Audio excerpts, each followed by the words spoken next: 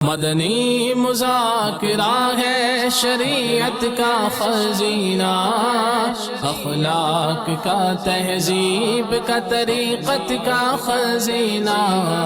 مدنی مذاکرہ ہے، مدنی مذاکرہ، مدنی مذاکرہ ہے، مدنی مذاکرہ، مدنی مذاکرہ۔ الحمدللہ رب العالمین والصلاة والسلام علی سید المرسلین، اما بعد فاعوذ باللہ من الشیطان الرجیم، بسم اللہ الرحمن الرحیم۔ الصلاة والسلام علیک یا رسول اللہ وعلی آلک واصحابک یا حبیب اللہ۔ الصلاة والسلام علیک یا نبی اللہ وعلی آلک واصحابک یا نور اللہ۔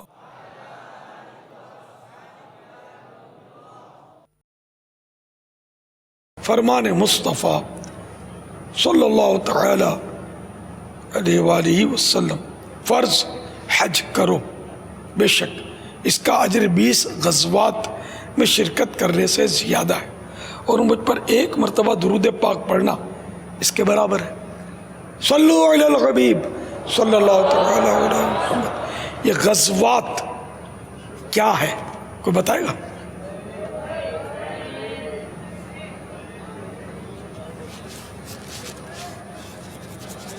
یہ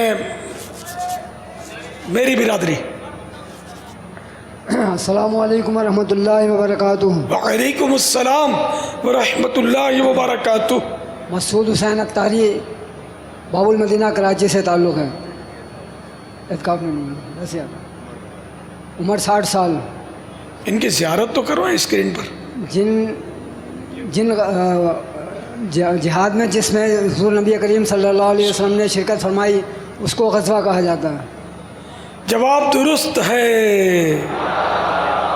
میں نے پوچھا تھا غزوات، لیکن چلو انہوں نے غزوہ کے معنی بتائے۔ غزوہ یہ واحد ہے، جمع ہے غزوات۔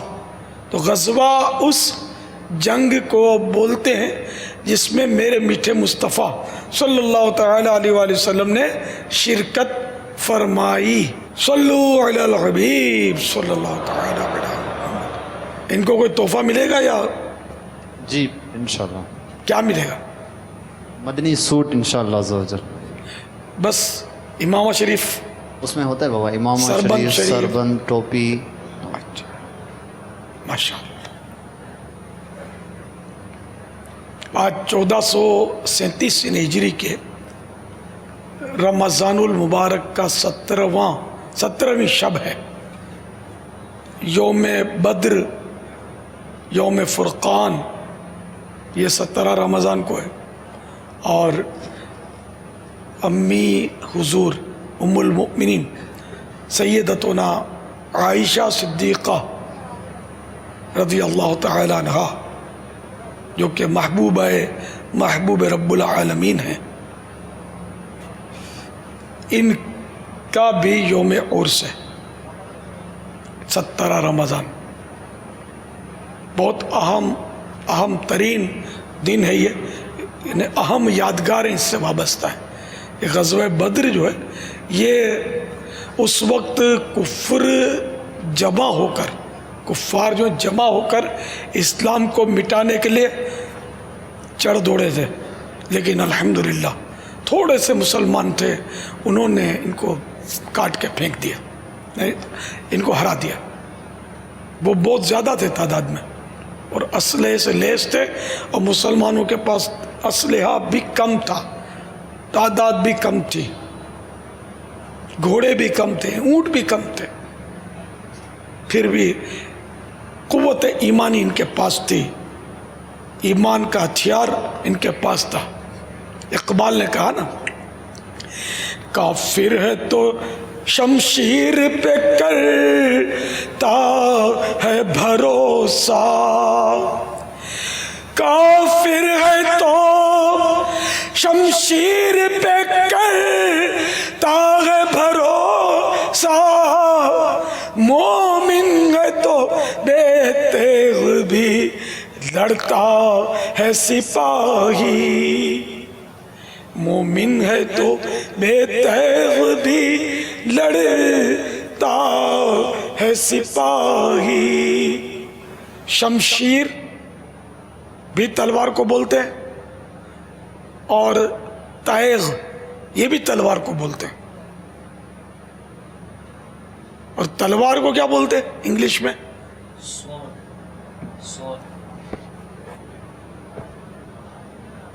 تلوار کو انگلش میں سوڈ بولتے ہیں۔ سوٹ، سوڈ سوڈ۔ جی۔ تو یہ پہلے ان اوزاروں سے لڑائی ہوتی تھی، ان ہتھیاروں سے لڑائی ہوتی تھی، اب ان سے نہیں ہوتی، اب تو انداز تبدیل ہو گئے۔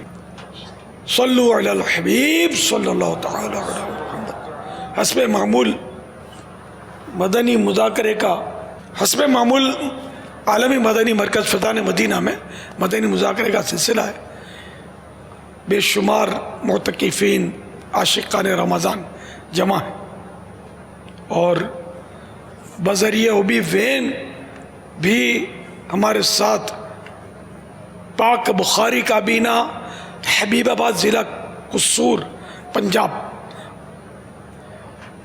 اور پاک اجمیری کابینہ چکوال پنجاب بھی شریک ہیں۔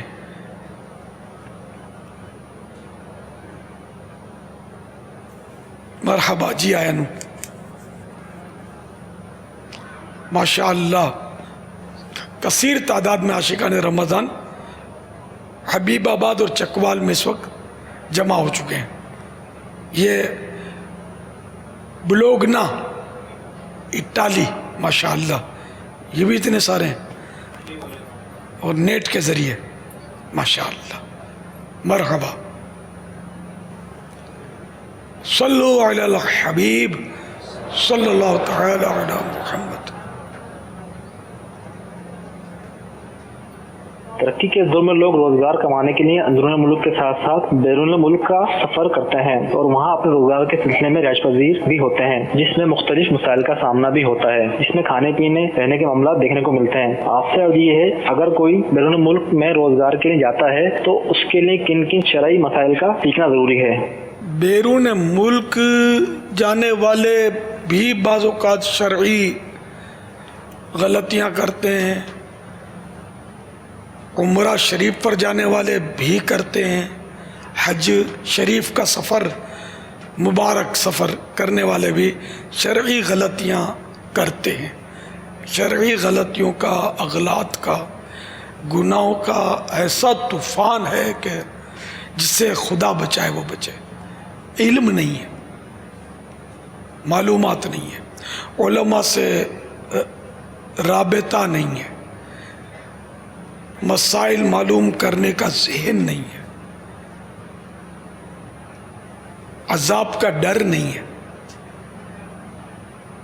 تو نیکیوں میں عبادتوں میں بھی بعض اوقات وہ یہ سمجھتے ہیں کہ ہم عبادت کر رہے ہیں لیکن وہ کچھ اور کر رہے ہوتے ہیں، یا ضمناً بس کچھ سائیڈ میں گناہ کر لیتے ہیں۔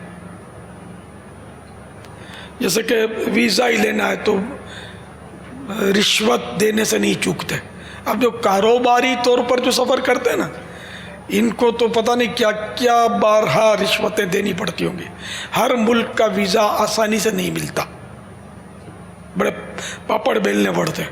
اب اتنا کون انتظار کرے، اتنے کون دھکے کھائے، تو بعض اوقات رشوتوں سے سہارا لیتے ہیں۔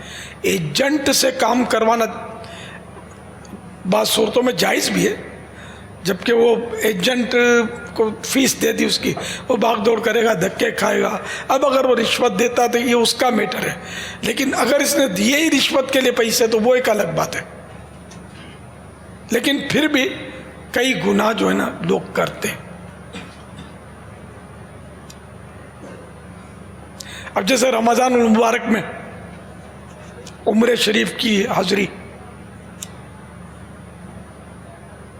پتہ نہیں کتنے گناہ کرنے پڑتے ہوں گے بعضوں کو، وہ رشوتوں وغیرہ کے۔ 40 سال سے نیچے ہمارے یہاں ویزا نہیں ملتا، پاکستان کا شاید یہ قانون ہو، تو 40 سال سے ویزا یہاں کم کو ویزا عمرے کا نہیں دیتے۔ چلو جو بھی قانون ہے، اس سے کوئی ہماری جنگ نہیں ہے، مگر کسی کا محرم ہو تو اجازت مل جاتی ہے۔ اور کئی قانون ایسے ہوتے ہیں جو مطلب بعض اوقات اور رشوت خوروں کی موج لگ جاتی ہے، اس میں جھوٹوں کی موج لگ جاتی ہے، دھوکہ بازوں کی موج لگ جاتی ہے، تو نوجوان تو جا رہے ہیں۔ تو اب یہ کہ محرم اس کے لیے ضروری ہے، تو جو محرم کے ساتھ جا رہے ہیں تو واقعی محرم ہے، ماں کے ساتھ جا رہے ہیں، بچوں کی امی کے ساتھ جا رہے ہیں، سگی بہن کے ساتھ جا رہے ہیں، تو ٹھیک ہے، وہ تو اس کی شرط پوری ہے محرم کی۔ لیکن یہ مطلب کسی کو ماں بہن بنا لیتے ہیں، کسی کو بیوی بنا لیتے ہیں، یوں بھی ہو رہا ہے۔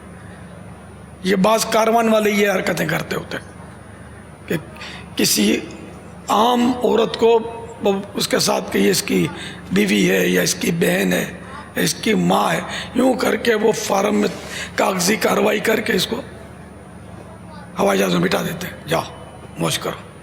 وہ بندہ پہنچ جاتا ہے، یہ دھوکہ ہے نا، جھوٹ ہے، دھوکہ ہے، گناہ ہے۔ جو گیا اس طرح، اس کو پتا کہ میں اس طرح جا رہا ہوں، یہ بھی گناہ گار ہے۔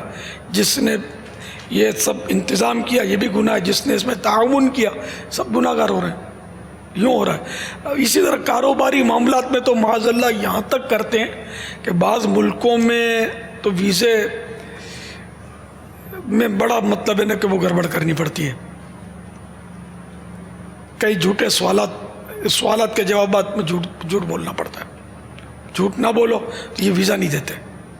کئی ممالک میں سے ہوتا ہے، بڑی آزمائش ہوتی ہے ویزا لینے میں،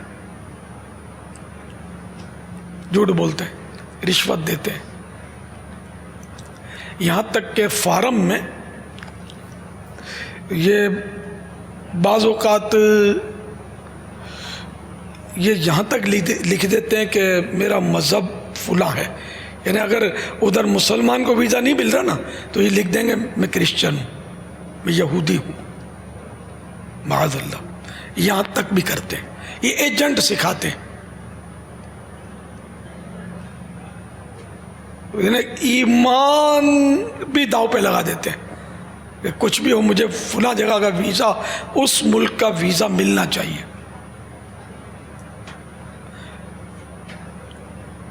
تو اس لیے مطلب 100% سچ بول کر ویزا حاصل کرے، ورنہ پھر دوسرے ملک نہ جائے، رشوت نہ دے، وہاں جا کر بھی نہ جانے کتنے جھوٹ بولنے پڑتے ہیں۔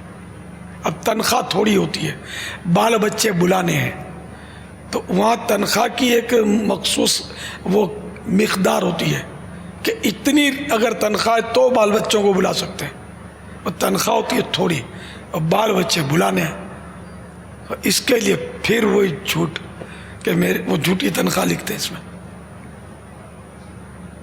اور بال بچوں کو بلا لیتے ہیں، تنخواہ کم ہوتی ہے۔ یہ 2-4 باتیں وہ جو میں نے تھوڑا بہت دیکھا بھالا ہے، ہر بات میں بول نہیں پاتا، احتیاط کرتا ہوں۔ دنیا بھر میں ہم لوگ سنے جا رہے ہوں گے اس وقت، ورنہ کہاں کیا قوانین ہیں، تھوڑے تھوڑے مطلب اس معاملے میں تو کچھ ہے، مطلب اللہ تعالی ہمارے حال پر رحم فرمائے، حلال روزی ہم سب کو عطا فرمائے۔ وہ اپنا ملک ہوتا ہے، اپنا ملک، اپنا وطن، اپنا وطن، دو نوالے کم کھائے اپنے وطن عزیز میں کھائے۔ پاکستان صحیح بولتا ہوں بہت پیارا ملک ہے، اس میں اسلام کی اتنی آزادی ہے، اتنی آزادی ہے کہ شاید دنیا میں کہیں نہیں ہوگی، میں صحیح بولتا ہوں آپ کو تعجب ہوتا ہوگا، آپ جا کے دیکھ لیں، دنیا گھوم لیں، آپ کو پتہ چل جائے گا کہ جتنا یہاں کھل کر ہم مطلب دین کی اور نیکی کی دعوت دے رہے ہیں، کر رہے ہیں، کسی ملک میں نہیں کر سکتے، اتنی سختیاں، دین کا کام کر رہے میں سختیاں، اتنی سختیاں۔ دعوت اسلامی یہاں الحمدللہ کتنا کھل کے نیکی کی دعوت کی دھومیں مچا رہی ہے اللہ کی رحمت سے. تو یہ آپ کا وطن جو ہے یہ بہت بڑی مطلب ہے کہ آپ کے لیے نعمت ہے, ہم سبھی کے لیے نعمت ہے. اللہ تعالی ہماری اس نعمت کو سلامت رکھے, نظر بد سے بچائے, دشمنوں کی دشمنی, شریوں کے شر, حاسدوں کے حسد سے محفوظ رکھے, اور اس کی تعمیر میں ہم سب کو حصہ لینے کی توفیق بخشے. اور جو کوتاہیاں ہیں, جو اس میں خطائیں ہیں, جو گناہ ہو رہے ہیں, اس کا تھوڑی انکار ہے. گناہ اگر یہاں ہو رہے ہیں تو کیا دنیا میں اور کہیں نہیں ہو رہے؟ ہر جگہ گناہ ہو رہے ہیں. کرپشن کہاں نہیں ہے؟ کہیں کم کہیں زیادہ, ہر جگہ ہے. تو یوں مطلب یہ کہ اللہ کرے کہ ہمارا وطن جو ہے یہ حقیقی معنوں میں اسلام کا قلعہ بن جائے. تو یہاں بہت سہولتیں ہیں, یہاں نیکی کی دعوت دینے پر ہم پر کوئی پابندی نہیں ہے, کھل کے ہم دے سکتے ہیں. مسجد میں دیں, چوک پر دیں, گلی میں جا کر دیں, بازار میں جا کر دیں, کسی ہال میں دیں, کسی میدان میں دیں, کون روکتا ہے؟ اب بعدوں کا تو قانونی فارمیلٹی ہوتی ہے انتظامیہ کی کہ بھئی این او سی لے لو, فلاں لے لو, وہ تو صحیح ہے, سمجھ میں آتا ہے کہ یہ ہو, لیکن یہ کہ پابندی نہیں ہے. جیلوں میں جا کر بھی تو کام کر ہی رہے نا دعوت اسلامی. اللہ کی رحمت ہے, کرم ہے. وہ بولتے ہیں نا ہم اچھے تو جگ اچھا, ہاں ہم پھٹا کریں گے, دھمکیاں دیں گے, ہم یہ کر دیں گے, اور روڈ بلاک کر دیں گے, اور پہیے جام کر دیں گے, تو وہ ہماری ٹانگیں جام کر دیں گے جو بیٹھے ہوئے ہیں. ظاہر ہے ہم نہ پہیے جام کر رہے ہیں جو ہماری ٹانگیں جام ہو. اللہ کا کرم ہے, سب سے بنا کر رکھی ہے, اور چل رہے ہیں, مدینے کی طرف سفر جاری ہے.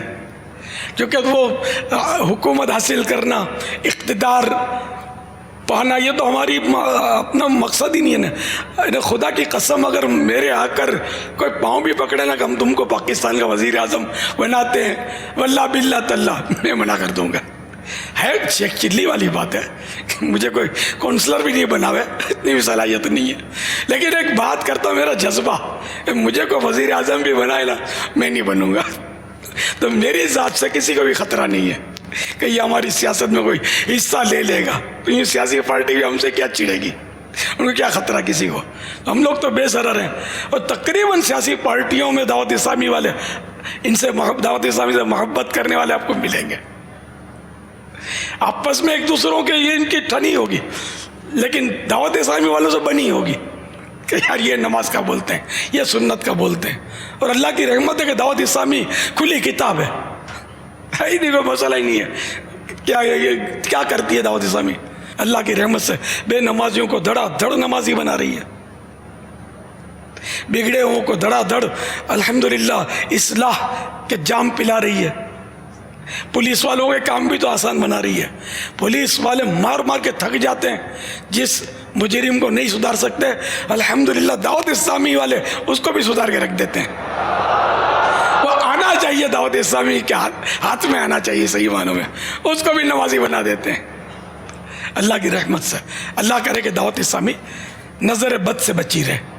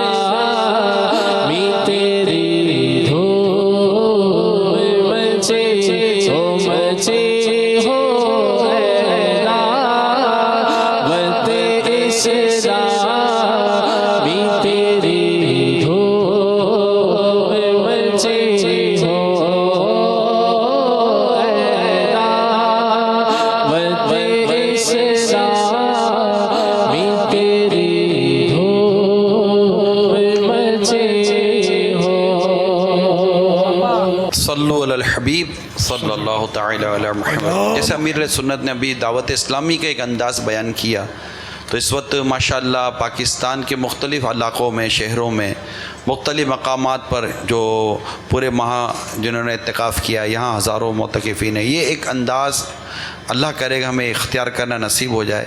اور دنیا بھر میں جہاں کہیں بھی ہیں، صرف یہاں نہیں، جیسے امیر سنت نے بھی جیلوں میں مدنی کام کرنے کا فرمایا، تو باقاعدہ یو کے اندر تو ایک قیدی جس کو مطلب کہ اس کو سزا ایسی ملی تھی کہ وہ یو کے شہر سے باہر نہیں جا سکتا، تو وہ بیلٹ لگاتے ہیں. وہاں پتہ چلا تھا کہ بیلٹ لگاتے ہیں نا، کہ اس طرح کا بیلٹ ہوتا ہے کہ اس کی سزا یہ، اس کی سزا، جیسے ہمارے نظر بند ہوتا ہے سمجھو شہر بند ہے. تو وہ مطلب کہ دعوت اسلامی کے مدنی ماحول کا اس کو مطلب فیضان نصاب ملنا شروع ہوا، اور آہستہ آہستہ آہستہ آہستہ اس میں تبدیلی آ گئی. تو وہاں کے جیل کے عملے نے باقاعدہ ہمیں یہ ہمارے اسلام بھائی کو بلا کر اس طرح کے قیدیوں کی تربیت کرنے کے لیے ان سے مشاورتیں شروع کی گئی ہیں. تو یہ دنیا کے بہت سارے ممالک میں دعوت اسلامی کو جو یوں پذیرائی حاصل ہے، اس کی ایک بنیادی وجہ الحمدللہ دعوت اسلامی کا یہ محبت بھرا، پیار بھرا اور مثبت بھرا مدنی کاموں کا انداز ہے. تو دنیا بھر کے عاشقان رسول دعوت اسلامی کے اس انداز کو ہرگز ہاتھ سے نہ جانے دیا کریں، اور امیل سنت کے بتائے گئے ان مدنی پھولوں کو نگران اور ذمہ داران یہ اپنے مدنی مشوروں میں ان کو ذہن دیتے رہیں کہ ہمیں دعوت اسلامی کا مدنی کام کس طرح کرنا چاہیے. امیل سنت کے یہ جو مدنی پھول ہیں یہ مدنی چینل کے ذریعے ہی ہماری دنیا بھر میں پہنچ رہے ہیں. صلو علی الحبیب صلی اللہ تعالی علی محمد. پاپا میرے ادھر دانا ہو رہا ہے، لوگ گھر والے کہتے ہیں کہ آم کھانے کی وجہ سے ہوا، آم کھانے کی وجہ سے ہوا، تو کیا آم کھانے کی وجہ سے، اور اس کا علاج بھی بتا دیں. اللہ اللہ، آم کھانے ہی کے وجہ سے دانا ہو یہ ضروری نہیں ہے. البتہ اگر آم کو ٹھنڈا کیے بغیر کھا لیا جائے تو بھی یہ دانے، پھوڑے، پھنسیاں ہو سکتے ہیں.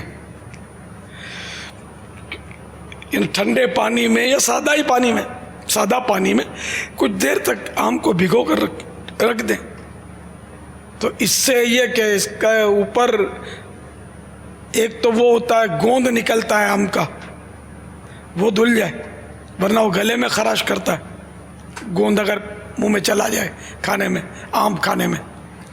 اور اس پر کاربائڈ بھی آج کل لگاتے ہیں، کیمیکل، یہ تو بہت نقصان دہ ہے، یہ تو کینسر تک کر سکتا ہے. اچھا، اور تیسرے یہ کہ یہ ٹھنڈا نہ ہو اور گرم اگر آم کھا لیا جائے پانی یا برف میں ٹھنڈا کیے بغیر، تو اب اس سے یہ امکان ہے کہ یہ پھوڑے وغیرہ یا گرمی دانے اور یہ نکل سکتے ہیں. البتہ یہ بچوں کو جب یہ دانے نکلتے ہیں نا، تو بعض اوقات ہم بچپن میں بس یہ انداز ہوتا تھا کہ کسی کو دانے نکلے تو ایک دوسرے کو بولتے تھے 2 نکلے، تو نے 2 آم چرائے ہیں، تو نے 3 آم چرائے ہیں. تو جیسے کسی کے نہیں ہے دانا، میں نے تو ایک بھی نہیں چرایا آم. تو یوں یہ مطلب بچوں کا وہ ہنسی کھیل. تو یہ اتنا مشہور ہے کہ آم کھانے سے دانے نکلتے ہیں، گرمی دانے نکلتے ہیں.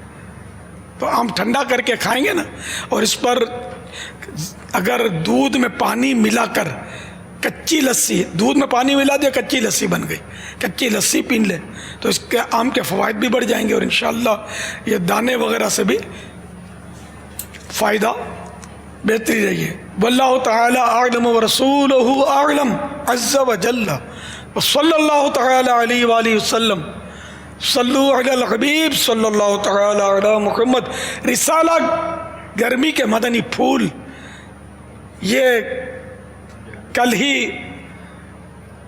منظر عام پر آیا ہے مکتبۃ المدینہ کی طرف سے، 8 روپے ہدیہ ہے. اس میں یہ آم کے بھی خواص لکھے ہوئے ہیں، فائدے، نقصان وغیرہ، اور یہ جو میں نے بتایا نا آم کے بارے میں جو یہ باتیں بھی لکھی ہوئی ہیں. گرمی سے بچنے کے مدنی پھول، رسالہ گرمی سے بچنے کے مدنی پھول. اس میں روزوں میں پیاس سے بچنے کا بھی شدت نہ ہو پیاس کی, اس کے یہ مدنی پھول ہیں. یہ رسالہ تو بہت سارے پڑھ لیا ہوگا. ہاں پتہ نہیں انہوں نے کتنوں نے پڑھا بھائی. شخصیات نے تو لبیک کی آوازیں لگا رہی ہیں, یہاں کم پڑھا ہے. پڑھ لو یار, یہ اے سی میں بیٹھے ہوئے نا. گرمی سے حفاظت کے مدنی پھول بھی ہیں اس میں. واللہ تعالی اعلم ورسولہ اعلم عز وجل وصلی اللہ تعالی علیہ وآلہ وسلم.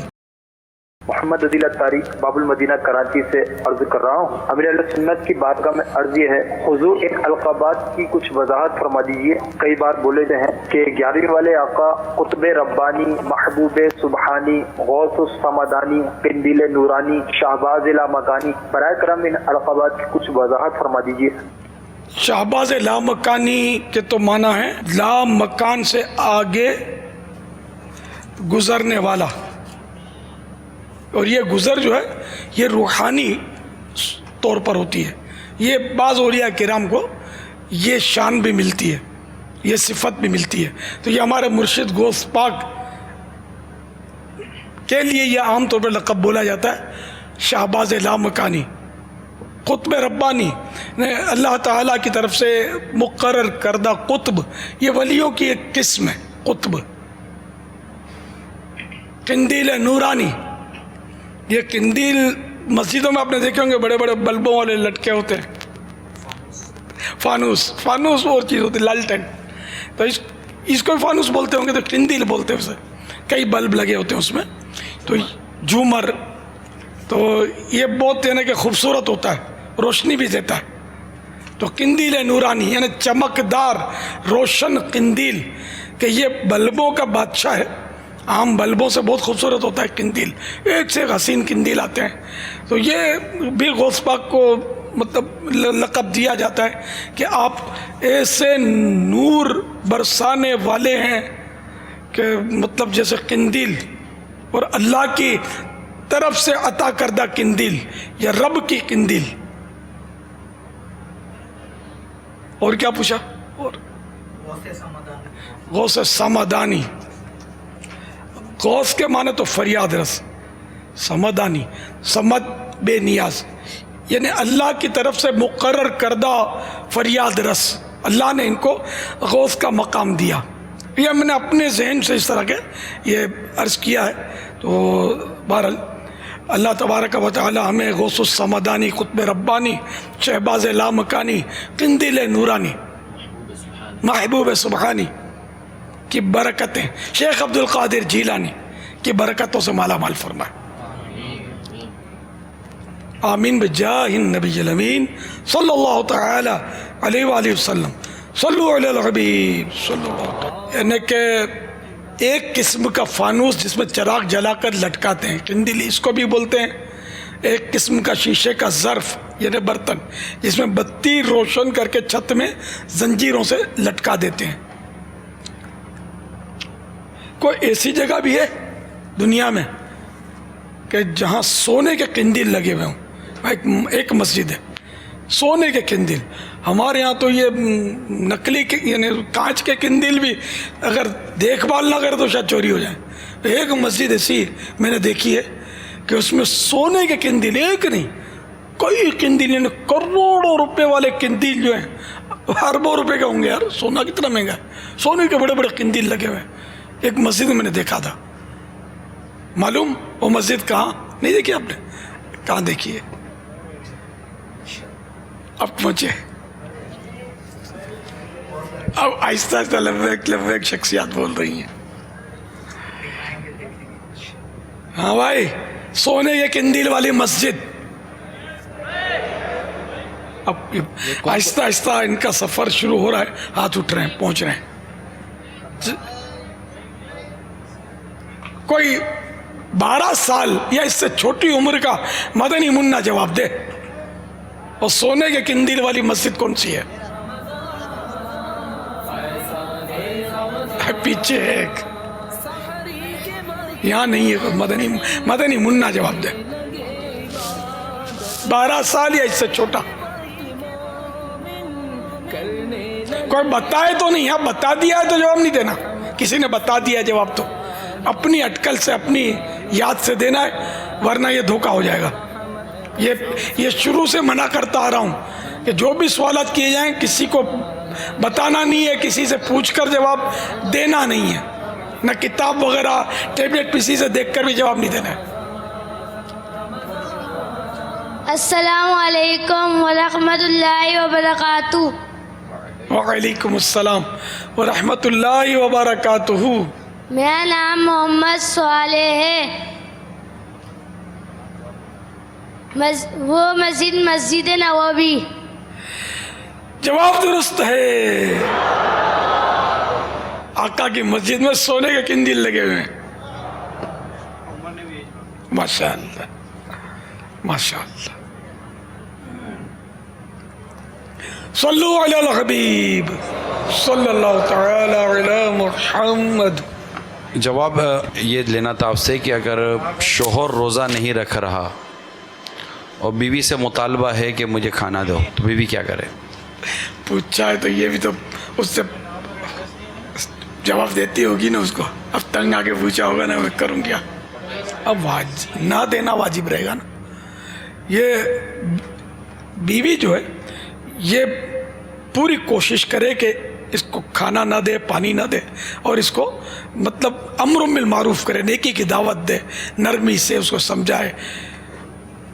اور اگر یہ ہے کہ خطرہ کہ یہ ظلم کرے گا, مار داڑ کرے گا, تو اب اس کے ظلم سے بچنے کے لیے اس کو دے دے.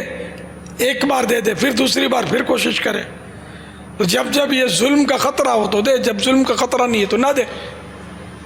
یہ آپ نیکی کی دعوت ارشاد فرما رہے ہیں بیوی کو, لیکن اس مرد کو کچھ اگر نیکی کی دعوت دیں, یعنی مثال کے طور پر رکھنے کے حوالے سے اگر نہیں رکھ پاتا بدقسمتی کے ساتھ بلا اجازت شرعی, اب اس کا کردار کیسا ہونا چاہیے؟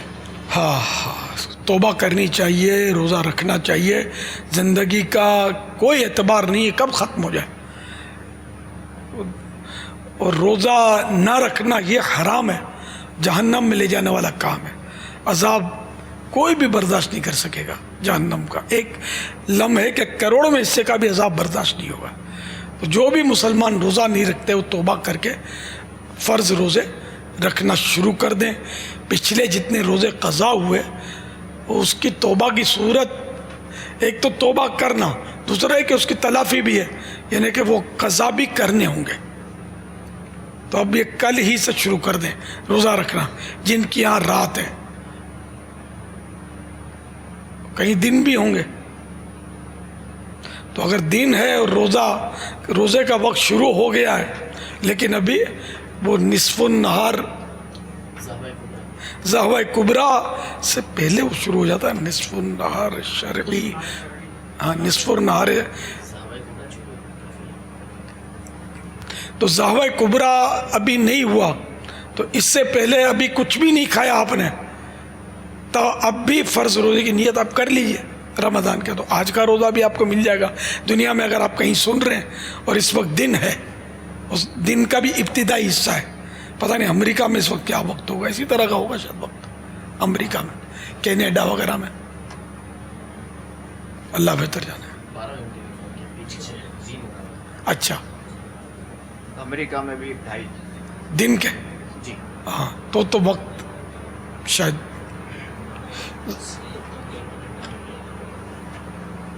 بہرحال یہ کہ ہر مسلمان عاقل بالغ مرد و عورت پر روزہ فرض ہے. شرعی اجازت کے بغیر کوئی بھی روزہ قضا نہ کرے. اب یہ تو ماشاءاللہ آپ نے بڑی پیاری تاکید فرما دی کہ اللہ کرے کہ یہ روزہ رکھنے میں کامیاب ہو جائیں. بدقسمتی کے ساتھ نہیں رکھتا, تو کیا یہ سمجھایا جا سکتا ہے اس شخص کو کہ ہاتھ جوڑ کر کے مہربانی کر, کم از کم اس بیچاری کو مانگ تو نہیں یار. اس سے نہ مانگ, یار, خود اپنا انتظام کر لے, نہ کرے, مطلب کچھ بھی نہ کرے. اجازت تو دینی پڑے گی نا. نہیں, میں ظلم بھی مت کر, اس پر بھی ظلم مت کر، اپنی جان اپنی پر جان بھی پر ظلم مت مدینہ کر، مدینہ روزہ رکھ لے خلاص. مانگنے نہ مانگنے کا تو کیا ہے، روزہ ہی رکھ، دوسرا آپشن ہے ہی نہیں، اس میں کوئی کمپرومائز ہی نہیں ہے.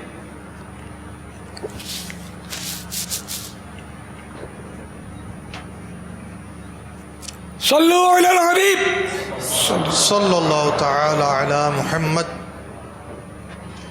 امیر رسول اللہ سے عرض ہے، وہ جو مسجد شریف جس کے سونے کے فانوس کا آپ نے تذکرہ فرمایا تھا، وہ ہم سونے کا فانوس ہے اس کی زیارت کروا رہے ہیں. سبحان اللہ. کن دی تو قنا دل کو تم قوموں کو، تو قنا دل کو تم قوموں کو، تو سوچ تار کو کول رو کو، ٹھنڈا کسی کو پلا کر تو سلام سے رو کے کہنا. ماشاءاللہ، مدینہ کے قندیل، مسجد نبوی شریف کے قندیل، مرحبا. یہ غالباً ترکوں کے دور کے ہیں نا؟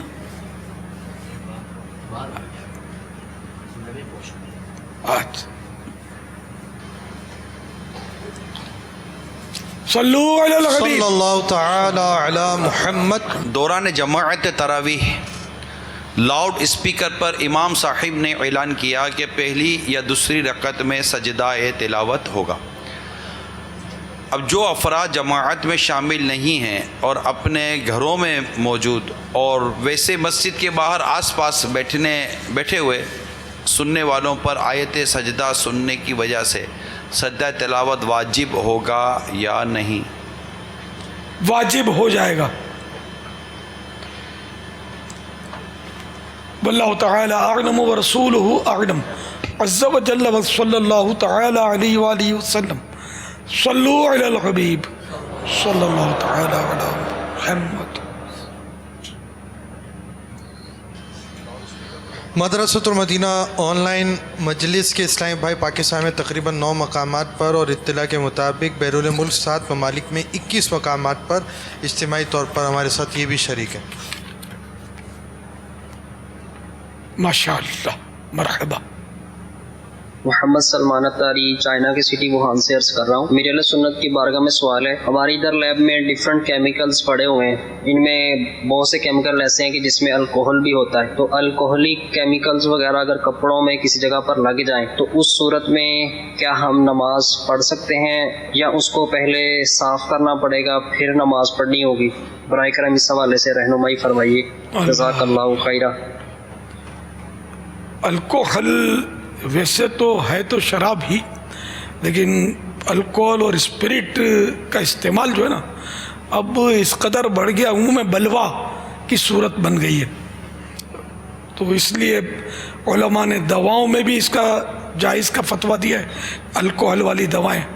اور دارالفتاء اہل سنت نے یہ جب کپڑوں پر بھی لگ جائے تو کپڑے پاک ہیں، نماز پڑھ سکتے ہیں. اس میں الکوہلک دوائیں بھی پی سکتے ہیں، اور یہ کپڑوں پر اگر الکوہل والا سینٹ جیسے لگایا عطر تو یہ بھی اس میں بھی حرج نہیں ہے. البتہ ایسی چیزوں سے بہرحال بچنا چاہیے، بچنا اچھا ہے، بہتر ہے. واللہ تعالی اعلم ورسولہ اعلم عز وجل وصلی اللہ تعالی علیہ وآلہ وسلم. صلو علی الحبیب صلی اللہ تعالی علی محمد. یہ ذہن میں رہ گا، کئی علماء ایسے ہیں کہ جو اس کو ناپاک کہہ رہے ہیں، تو وہ بھی محترم ہیں، ان کے اپنے مطلب. لیکن اب عموم بلوا یہ اتنا عام ہو گیا ہے کہ اس سے بچنا ممکن نہیں رہا. مثال کے طور پہ جیسے کہ اب کار ہے، اسکوٹر ہے، یا مسجد کی دیواریں، یعنی جتنا بھی اسپرے پینٹ جو ہے نا، یہ سب میں تھنر استعمال ہوتا ہے. اچھا، اور اسپرے پینٹ، یہ سب اس میں تھنر استعمال ہوتا ہے. تو یہ سب کے سب اگر اب اسپرٹ کو ہم ناپاک اب بھی کہیں تو ان کا کیا کریں؟ ان اسکوٹروں کا مسجد کی دیواروں پر بھی یہ اسپرے پینٹ لگاتے ہیں.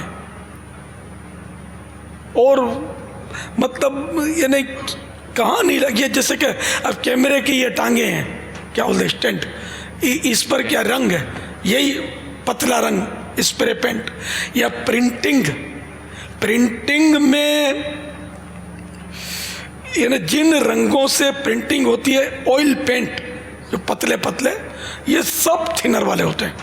اچھا، یہ ہمارے کپڑے جو رنگے جاتے ہیں نا، ان کے تھانوں پر مارکر پین سے میں نے دیکھا ہے کہ وہ لکھتے ہیں اس کے گز اتنے گز کا اتنے گز کا، کیونکہ مارکر پین نہیں لکھتے، دوسرا قلم سے لکھیں گے تو اس کا بس وہ مٹ جانے کا، تو اس لیے یہ پکا رنگ ہوتا ہے. تو ہر چیز میں اگر یاد کرنے جائیں نا تو شاید یعنی بہت ساری چیزیں آ جائیں گی سامنے. یہ پنکھے جتنے سب اسپرے پینٹ، سب میں تھنر. اب ان سے پانی ٹپکے، اب گاڑی، کار، اسکوٹر، بارش آئی، اب یہ اسکوٹر آپ کی گیلی ہو گئی، ہاتھ رکھا، کپڑے اس پہ ٹچ ہوئے اور بھیگ گئے، تو کیا کرے آدمی؟ بچ کر کہاں جائے؟ مدینے. تو وہاں بھی یہ لگے ہوئے اس پر یہ کلر ہوتا ہے، موبائل پر بھی کلر، جیب میں رکھ کے نماز، جی پھر جیب میں رکھ کے نماز. تو یہ ہم اپنی ذاتی طور پر ہمارے یہ کوئی فتوے نہیں ہیں، میں تو ایسے آپ کو سمجھا رہا ہوں کہ یعنی بچنا تو یہی چیزیں دیکھ کر علماء رستہ نکالتے ہیں. ہر صورت میں رستہ نہیں نکلتا کہ چلو بھائی 99% مسلمان نماز نہیں پڑھتے تو اب نماز بھی معاف ہو جائے گی. ایسا نہیں ہے کہ نماز تو یہ بالفرض سارے مسلمان نماز ترک کر دیں، کوئی نہ پڑھے تب بھی معاف نہیں ہوگی، فرض ہی رہے گی. اس میں کوئی بھی انٹرفیئر نہیں کر سکتا. لیکن کچھ اقسام ہوتی ہیں مسائل کی، تو ان میں مطلب اسباب ستہ کے تحت یہ وہ جہاں نکل سکتا ہے رستہ، وہاں جید علماء اور مفتیان کرام وہ رستہ نکالتے ہیں. عام مولانا یا درس نظامی کیے ہوئے چھوٹے چھوٹے علماء نہیں نکالتے، اور ایک بڑا مفتی بھی نہیں نکالتا. عام طور پہ ہوتا یہی ہے کہ یہ مشاورت کرتے ہیں، ایک دوسرے کو دلائل دیتے ہیں، سنتے ہیں، اور پھر جا کر یہ نتیجے میں نتیجہ نکل پاتا ہے تو نکال لیتے ہیں، ورنہ بعض مسائل ایسے ہوتے ہیں وہ بغیر نتیجے کے وہ واقعی رہتے ہیں. آپ نے کتنے اچھے طریقے سے اس مسئلے کا جس طرح حل نکالا جاتا ہے آپ نے بیان فرمایا. یعنی لگتا ہے کہ جیسے علم اور علماء کی محبت کا ایک انداز کیسا ہونا چاہیے، لیکن بدقسمتی یہ ہے کہ عوام ان چیزوں کو بہت منفی لیتی ہے. عوام کا ایک طبقہ ہے، میں نہیں کہتا سارے کے سارے، ایک طبقہ ہے بہت منفی لیتا ہے کہ یار یہ آپ راستے نکال لیتے ہیں. اب دیکھا یار ایک چیز ناجائز تھی، جائز کیسے ہو گئی؟ تھوڑے عرصے پہلے بولتے ہیں کہ ناجائز ہے، پھر بولتے ہیں کہ جائز ہے. تھوڑے عرصے پہلے بولتے ہیں کہ نہیں شریعت نے اس کو اجازت نہیں دی ہے، حرام ہے، پھر بولتے ہیں کہ یہ جائز ہو گیا. یہ پتہ نہیں یار یہ کیسے جائز ہو جاتا ہے، کیسے نہیں ہوتا، یہ تو راستہ نکال لیتے ہیں. ہم لوگ ان کے پاس مسئلہ لے کے جائے تو بولتا ہے کہ نہیں ہے، راستہ نہیں ہے. تو یہ جو طبقہ ہے عوامی، اس سے آپ کس طرح مدنی پھول عطا فرمائیں گے کہ ان کو بھی یہ خوبصورت انداز نصیب ہو جائے سوچنے کا؟ علماء جو ہے نا اپنی طرف سے جائز نہیں کہتے کسی چیز کو، اپنی طرف سے ناجائز کسی شے کو نہیں کہتے. یہ رستہ نکالتے ہیں قرآن و حدیث سے، عوام کی سہولت کے لیے یہ مطلب راستے نکالتے ہیں. اب قرآن کریم کو آپ دیکھ لیں، اس میں کئی احکام ملیں گے کہ پہلے ان پر عمل کرنا واجب تھا، بعد میں انہی آیات مقدسہ کہ جن کی روح سے کسی حکم پر عمل کرنا واجب تھا، کمپلسری تھا، نہ کرنے والا گناہ گار تھا، پھر دوسری آیتیں نازل ہوئیں اور اگلے حکم کو منسوخ کیا کہ اب یہ حکم اس پر عمل نہیں کیا جائے گا بلکہ اس پر عمل کیا جائے گا. تو اب یہ اس کو کیا کہیں گے آپ؟ یہ تو قرآن کریم میں بھی ہے. تو اب نعوذ باللہ میرے منہ میں خاک، نقل کفر ناباشد، کہ کیا اللہ تعالیٰ پر اعتراض ہوگا؟ یہ کیا ہے؟ یہ کبھی تو اللہ تعالیٰ بولتا ہے یوں کرو، پھر تھوڑی ٹائم کے بعد بولتا ہے نہیں نہیں نہیں یوں مت کرنا، یوں کرو. کیا یہ معاذ اللہ کوئی مسلمان سوچ بھی سکتا ہے؟ تو لا تبدیل لکلمات اللہ، اللہ کے کلمات بدلتے نہیں ہیں. اللہ نے وہ غلط حکم نہیں دیا تھا، یہ اس کی مشیت تھی کہ اس وقت کے لیے اس نے یہ حکم دیا، پھر وہ حکم اس نے اٹھا لیا، دوسرا حکم ارشاد فرما دیا. اچھا اسی طرح آپ یہ توریت لے لیں، انجیل لے لیں، زبور لے لیں، یہ سب اللہ کے کلام ہے. ایک ایک حرف پر ہمارا ایمان لانا فرض ہے. ایک حرف کا بھی انکار کرے گا کافر ہو جائے گا. جو اصل میں جو اتری ہیں منزل من اللہ، اللہ کی طرف سے جو کتابیں نازل ہوئی ہیں. اب لوگوں نے انجیل مقدس وغیرہ میں جو اپنی طرف سے ملاوٹیں کی ہیں، ان ملاوٹ پر تو ایمان نہ لانا ضروری ہے، اور جو اللہ نے نازل کیا اس پر ایمان لانا ضروری ہے. لیکن اب اس پر ہم عمل نہیں کر سکتے.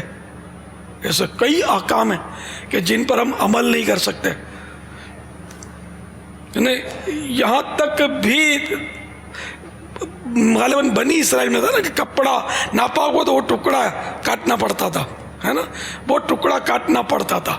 یہ بھی حکم الہی کی روشنی میں تھا کہ جو کپڑے کا حصہ ناپاک ہو گیا یہ کاٹ دو. تو اللہ تعالیٰ تو اس کی ذات تو قدیم ہے، ہمیشہ ہمیشہ سے. تو اب اگر نعوذ باللہ کوئی بولے کہ ہیں پہلے اللہ تعالیٰ کا یہ حکم تھا کہ کپڑا کاٹ دو، اب یہ حکم ہے کہ اس کو دھو کر پاک کر لو اس طرح تو پاک ہو جائے گا، کاٹو مت. یہ کیا؟ تو یہ کیا عوام اللہ پر اعتراض کریں گے؟ یہ تو ایک تو مثال دی، ورنہ صحیح بولتا ہوں کہ اگر آدمی سوچ کر اس کی لسٹ بنائے نا تو ایسے ہزاروں مسائل ہو سکتے ہیں کہ جو بعد میں تبدیل ہوئے. علماء کی مستقلاً کتابیں ہیں الناسخ والمنسوخ کے نام سے. قرآن میں بھی آیات کون سی ناسخ ہیں کون سی منسوخ ہیں، یعنی پہلے کس کا حکم تھا پھر اس کے بعد کون سا حکم آیا. اسی طرح احادیث طیبہ میں بھی بہت سارے، جیسے مثال کے طور پر یہی کہ میں زیارت قبور سے تمہیں منع کرتا تھا لیکن اب میں تمہیں حکم دیتا ہوں کہ ان کی زیارت کرو. یا جیسے قربانی کا گوشت پہلے 3 دن سے زیادہ رکھنے کا منع فرمایا، اس کے بعد اجازت مرحمت فرمائی. تو اس طرح بہت لمبی یعنی بڑی بڑی کتابیں علماء نے اس موضوع پر لکھی ہیں. یہ بھی ہے نا کہ پہلے اگر سحری سے پہلے اگر سو جائیں تو اب جو ہے وہ سحری نہیں کر سکتے، اب روزہ. سحری بھی پہلے ہماری یہ نہیں کہ رات کو ہم سو کر اٹھتے ہیں اور آخر میں مطلب جلدی کھا لیتے ہیں، روزہ بند کرتے ہیں صبح صادق سے پہلے. یہ رعایت شروع میں نہیں تھی. پھر ایک صحابی کا یہ واقعہ ہوا ہے، تھے وہ محنت مزدوری کرنے والے رضی اللہ تعالیٰ عنہ، حضرت سرما بن قیس رضی اللہ تعالیٰ عنہ. تو یہ مزدوری کرتے تھے اور بہت محنت کا کام تھا. اب تھکے ہارے تشریف لے آئے گھر میں، ابھی کھانا تیار نہیں تھا، ہے نا، افطار کا مغرب جو کھانا ہوتا نا یہ تیار نہیں تھا، اور ان کو آ گئی نیند. اب نیند سے یہ اٹھے، رات تو باقی تھی، کھانا منع تھا. تو اب کیا کریں؟ اب یہ بغیر کھائے انہوں نے روزہ رکھ لیا. اب ان کی ہو گئی جیسی بھی حالت، کمزوری بہت ہو گئی، آزمائش ہو گئی، کسان تھے یہ. تو 3 دن یہ ہوا نا یہ معاملہ. تو دوسرے دن کی کیفیت جو تھی نا کمزوری کے مارے، اب میرے جیسا ہو تو میں کہوں میری تو حالت خراب ہو گئی. صحابی سے کسی لفظ خراب کی نسبت نہیں ہو سکتی، یہ میرا عشق کہتا ہے. تو ان کی حالت جو تھی بس ہو گئی کیفیت کہ برداشت. تو لیکن وہ صحابی تھے. ہمارے یہاں تو ہٹے کٹے مستنڈے روزے نہیں رکھ رہے آج کل، وہ صحابی تھے وہ. تو پھر یہ قرآن کی آیتیں نازل ہوئی کہ رات کو کھاؤ، کلو واشربو، کلو واشربو حتی یتبین لکم الخیط الابیض من الخیط الاسود من الفجر. ترجمہ جی، کھاؤ پیو یہاں تک کہ سفیدی کا ڈورا سیاہی کے ڈورے سے ظاہر ہو جائے، یعنی فجر ہو جائے، طلوع فجر ہو جائے. یعنی صبح صادق تک، سحری ختم ہونے کے وقت تک کھانے پینے کی اجازت ملی، اس سے پہلے اجازت نہیں تھی. تو معاذ اللہ ثم معاذ اللہ میرے منہ میں خاک کیا یہ مراد لیں گے کہ اللہ تعالیٰ کو پہلے پتہ نہیں تھا، پھر اس نے ایسا مزدور دیکھا تو رحم آ گیا تو اس نے اپنا حکم واپس لے لیا کہ نہیں اب یوں کرو؟ معاذ اللہ ثم معاذ اللہ. اللہ تعالیٰ کو ہمیشہ ہمیشہ سے پتہ ہے، ہمیشہ ہمیشہ کے لیے پتہ ہے. اس کا علم کبھی بھی نہ گھٹتا نہ بڑھتا، ہمیشہ سے پورا پورا علم ہے جس کا کوئی سرا ہی نہیں ہے. ہم اس کی مطلب پا ہی نہیں سکتے اس کے سرے کو، سب کچھ اس کو معلوم ہے. تو جو اس طرح کے بیچارے بولتے ہیں کہ یہ مولانا یوں کرتے ہیں، مولانا یوں کرتے ہیں اور مسئلے بدل دیتے ہیں، مولانا مسئلے نہیں بدلتے. شریعت میں جو وہ ہوتا ہے نا اس میں مطلب رعایت لیتے ہیں. سرکار صلی اللہ تعالیٰ علیہ وآلہ وسلم کے دور مبارک میں مسجد میں نمازیں عورتیں جا کے پڑھتی تھی، اجازت تھی. فاروق اعظم رضی اللہ تعالیٰ عنہ نے ان کو روک دیا عورتوں کو. اب کیا بولو گے؟ فاروق اعظم نے روکا. یہ کیوں فاروق اعظم نے روک دیا؟ یہ کیسے؟ بتدریج پابندیاں پڑی ہیں عورتوں پر، اور ایسی ایسی پابندیاں پڑی ہیں کہ اب یہ پڑھے تو پتہ چلے. تو یوں مطلب ایک دم سے یہ لاؤبالی پن ہے کہ علماء کے بارے میں زبان کھلنے سے پہلے کٹ جائے نا تو اچھا ہے. کہ علماء کے بارے میں زبان کھلنے میں کفریات کا بھی اندیشہ ہوتا ہے کہ عالم دین کی بس سبب علم دین کو توہین کرے گا تو اسلام سے ہی چلا جائے گا، خارج ہو جائے گا اسلام سے. عالم آج ہم کو دین کون سکھائے گا یار؟ عالم تو سکھاتا ہے. مسئلہ جب ضرورت پڑتی ہے تو کس کے پاس جاتے ہیں؟ منہ سے طلاق نکل گئی تو جاگر عالم کو ہی تو بولتے ہیں غصہ بہت آ گیا تھا تو عالم ہی تو سمجھاتا ہے کہ بھائی کوئی پیار آئے گا تب تھوڑی بیوی کو طلاق دے گا، غصہ آئے گا یہ بھی دے گا. تو طلاق تو ہوگی غصے میں، دی تو ہو جائے گی، ہے نا. تو یوں مطلب علماء کے بغیر تو گزارا ہی نہیں ہے نا. تو یہ توبہ کریں، ایسا نہ کیا کریں. علماء کرام کے بارے میں زبان نہ کھولیں. ہم کو علماء ہی دین سکھاتے ہیں، اسلام کی باتیں بتاتے ہیں. یہ بھانڈ بھگتی ہے اور گلوکار نہیں بتاتے، ان کا کام نہیں ہے دین بتانا. دین بتانا، دین سکھانا یہ علماء ہی کا کام ہے. عاشقان رسول علماء سے علم دین اور دین کی باتیں، دین کے مسئلے ہم کو سیکھنے چاہیے. واللہ تعالی اعلم ورسولہ اعلم عز وجل وصلی اللہ تعالی علیہ وآلہ وسلم. صلو علی الحبیب صلی اللہ تعالی. کرو عالموں کی کبھی بھی نہ توہین، کرو عالموں کی کبھی بھی نہ توہین، بنا دے مجھے باادب یا الہی، بنا دے مجھے باادب یا الہی. آمین. صلو علی الحبیب صلی اللہ محمد. صلو علی الحبیب. حلقہ نمبر 30 محمد صدیق اتاری ولد عبد الرزاق باب المدینہ. کیا کر رہے ہیں ان کا؟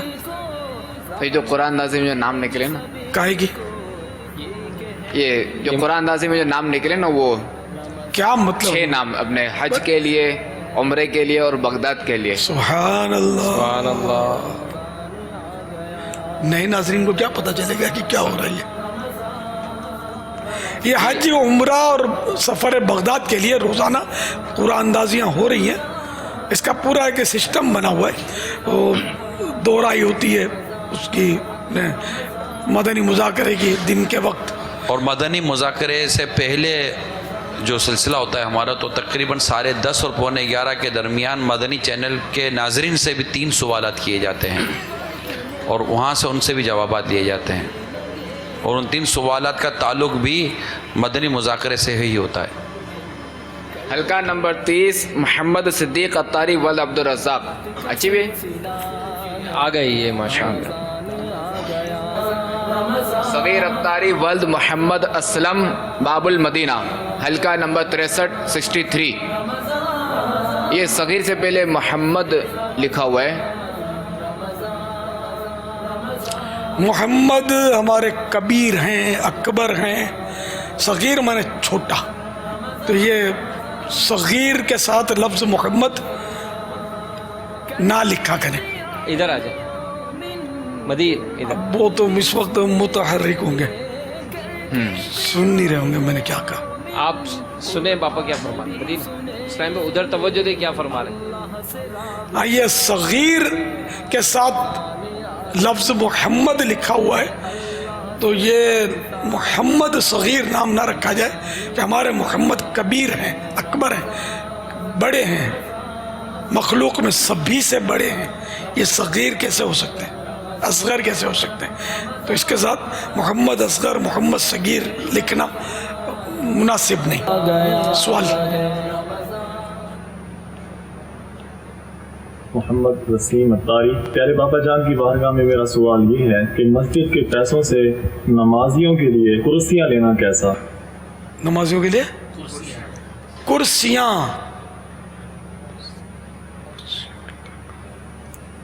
عرف اب نہیں ہے.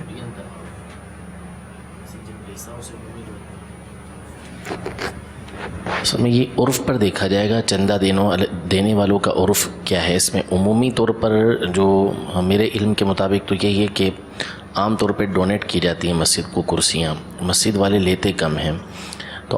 تو اگر ایسا ہی ہے کہ اس کا عرف نہیں ہے دینے کا، چندہ دینے والوں کے ذہن میں نہیں ہوتا کہ یہ چیز مسجد سے ان پیسوں سے کرسی بھی لی جائے گی تو اجازت نہیں ہوگی. اور اگر کہیں ایسا عرف ہے، چندہ دینے والوں کو معلوم ہے کہ مسجد میں معذور افراد کے لیے یہاں پر کرسیاں بھی لے لی جاتی ہیں، ان کی اغلب اکثریت کو معلوم ہے، تو اس صورت میں پھر لے سکیں گے.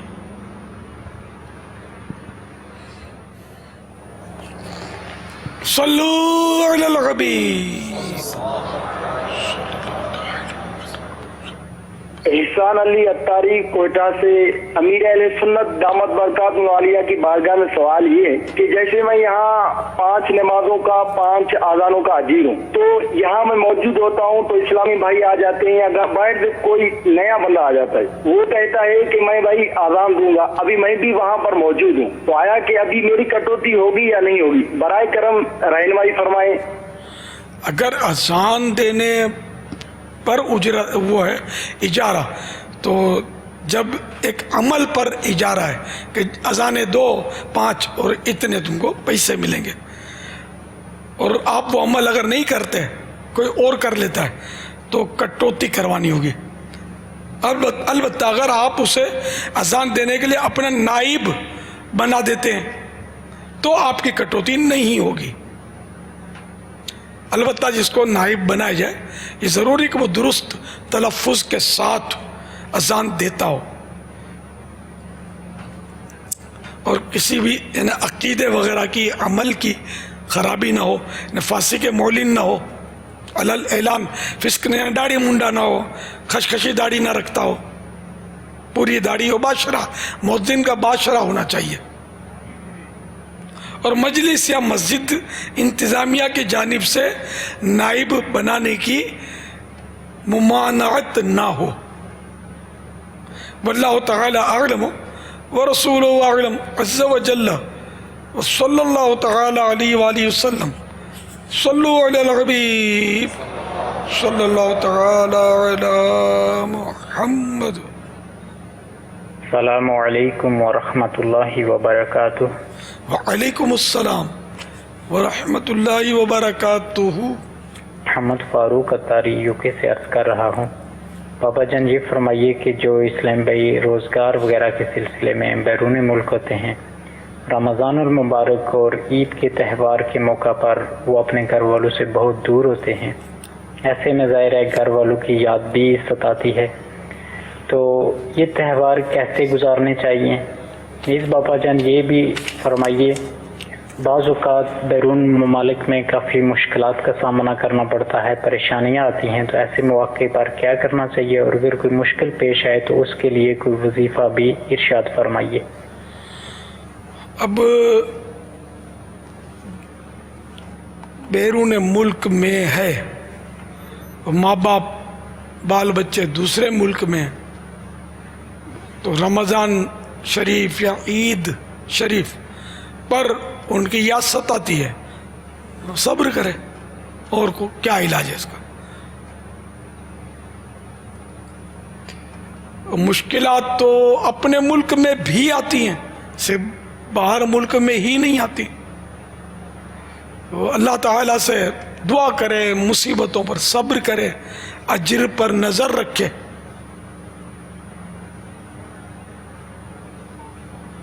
اور مصائب کے لیے، مصیبتیں دور کرنے کے لیے کئی اوراد بھی ہیں، تو پھر نہیں.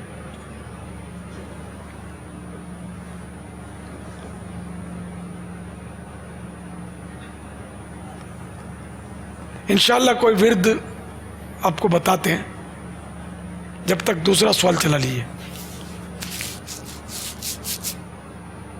محمد یاسر رضا تاری سردار آباد سے امیر اہل سنت کی بارگاہ میں عرض گزار ہوں کہ الحمدللہ مجلس مدرسۃ المدینہ آن لائن کے تحت اس وقت ہمارے طلبہ اسلامی بھائیوں کو قرآن پاک کی تعلیم کے ساتھ ساتھ دیگر بھی اخلاقیات سکھائے جاتے ہیں، درس کا طریقہ سکھایا جاتا ہے، نیکی کی دعوت عام کرنے کے تعلق سے ان کی تربیت کی جاتی ہے. تو آپ ان طلبہ کو کیا مدنی پھول دیں گے کہ وہ مدرسۃ المدینہ آن لائن سے سیکھ کر نیکی کی دعوت کو آگے پہنچانے میں کیا کردار ادا کر سکتے ہیں؟ ذرا جو سیکھا ہے وہ دوسروں کو سکھاتے رہیں. خیرکم من تعلم القرآن وعلمہ، حدیث پاک میں کہ جو تم میں بہتر وہ ہے کہ جو خود قرآن سیکھے اور دوسروں کو سکھائے. جو کچھ آپ سیکھ رہے ہیں دوسروں کو سکھائیں، پھر دوسروں کو مدرسۃ المدینہ آن لائن میں داخلہ لینے کی بھی ترغیب دیں. اگر آپ کے یہاں کوئی ایسا مدنی ماحول ہے اور ممکنہ صورت ہے تو کوشش کریں. اگر آپ میں یہ صلاحیت ہے تو اپنے ذمہ داروں کے مشورے سے، اپنے استاد کی اجازت سے کہ وہ کہے کہ ہاں آپ میں یہ صلاحیت ہے پڑھانے کی، تو مدرسۃ المدینہ بالغان قائم کریں اپنے یہاں. یہ آن لائن میں تو ایک وقت میں ڈائریکٹ وہ اتنے سارے مل کے تو نہیں پڑھ سکتے، تو مدرسۃ المدینہ میں تو مل کر پڑھیں گے، ایک مدنی ماحول بنایا جا سکتا ہے، اس میں بہت کچھ فوائد ہوتے ہیں. یہ آن لائن تو ایک مجبوری کی صورت ہے، آن لائن کا وہ مزہ تھوڑی ہے جو مل کر سیکھنے کا مزہ ہے. دعوت اسلامی کا مدنی کام کرتے رہیں، ہفتہ وار سنتوں بھرے اجتماع میں حاضری دیتے رہیں، مدنی چینل دیکھتے رہیں، اور صرف مدنی چینل ہی دیکھیں. دوسرے چینلز جو ہوتے ہیں عام طور پر ان میں گناہوں بھرے سلسلے ہوتے ہیں، بے پردگیاں ہوتی ہیں، میوزک ہوتا ہے، تو اس سے بچیں آپ. صلو علی الحبیب صلی اللہ تعالی علی محمد. مولا مشکل کشا علی المرتضی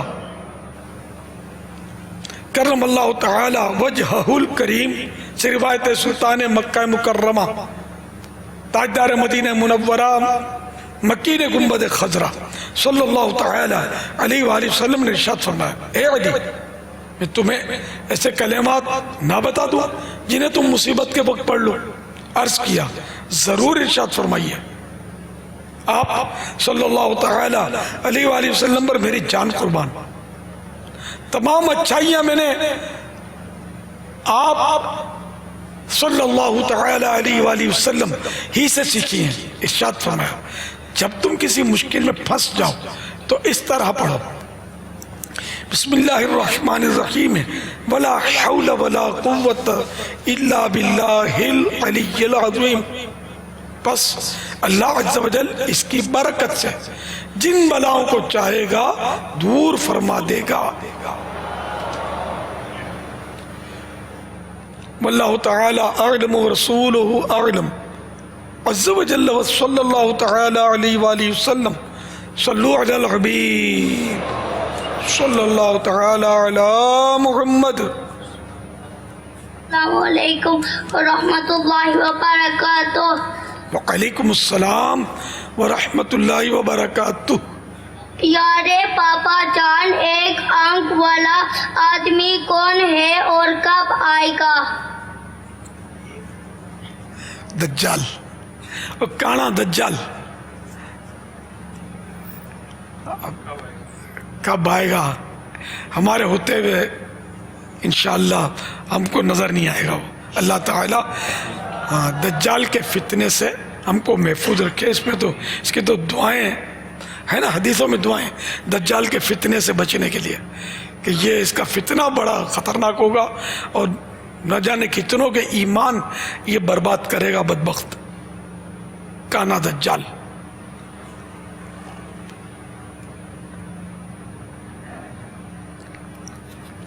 तो इसके बारे में बहार शरीयत जिल्द अव्वल सफ़हा 120 पर है। यानी क़यामत की निशानियों में से निशानी नंबर 21 दज्जाल का ज़ाहिर होना, कि 40 दिन में हरमैन तय्यबैन के सिवा तमाम रूए ज़मीन का गश्त करेगा, राउंड करेगा 40 दिन में।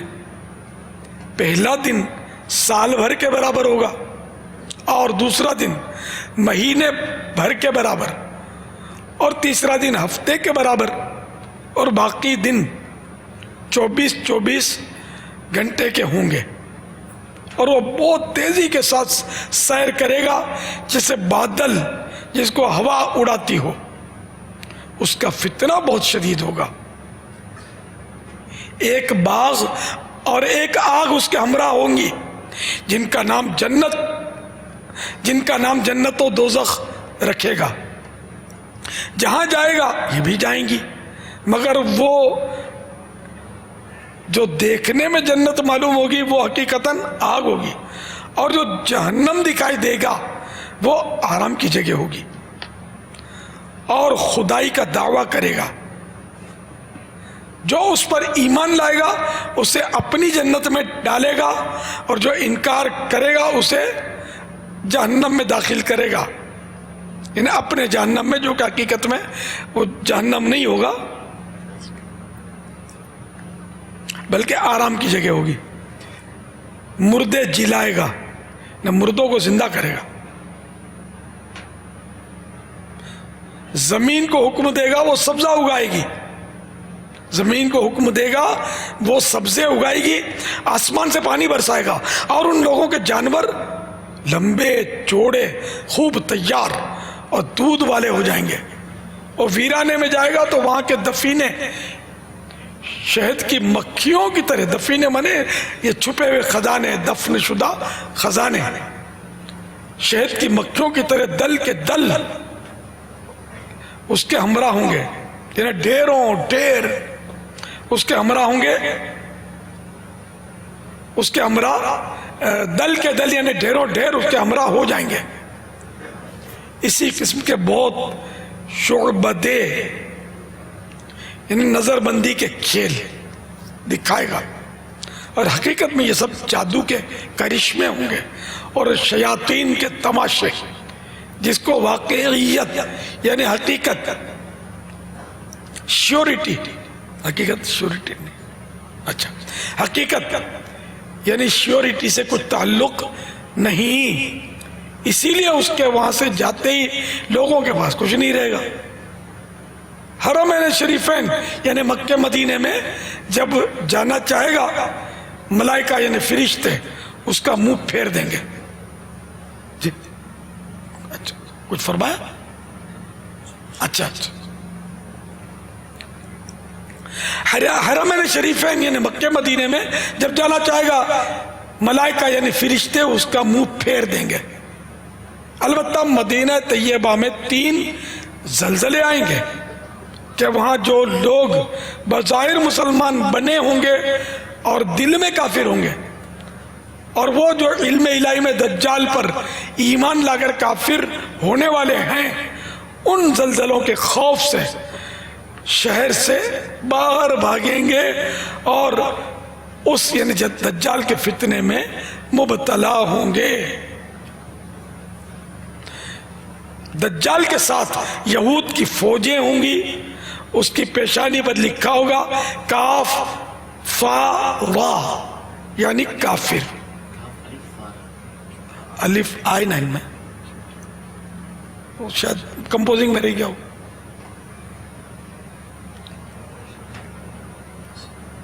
جس کو ہر مسلمان پڑھے گا اور کافر کو نظر نہ آئے گا. جب وہ ساری دنیا میں پھر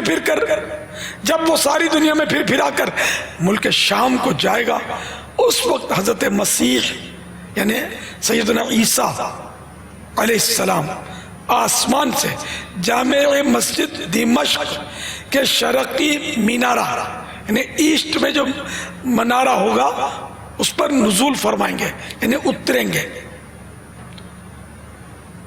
صبح کا وقت ہوگا، نماز فجر کے لیے اقامت ہو چکی ہوگی. حضرت امام مہدی کو اس جماعت میں، حضرت امام مہدی کو کہ اس جماعت میں موجود ہوں گے، امامت کا حکم دیں گے. حضرت عیسیٰ علیہ السلام ان کو کہیں گے، امام مہدی کو، کہ آپ نماز پڑھائیے. حضرت امام مہدی رضی اللہ تعالی عنہ نماز پڑھائیں گے.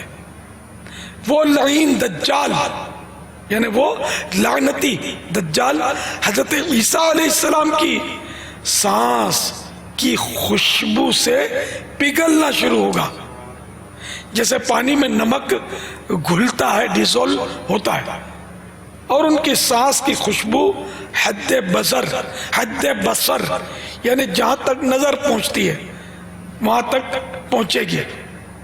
وہ بھاگے گا، یہ تعاقب فرمائیں گے یعنی پیچھا کریں گے، اور اس کی پیٹھ میں نیزہ ماریں گے. یہ ایک ہتھیار ہے، نیزہ نوکدار.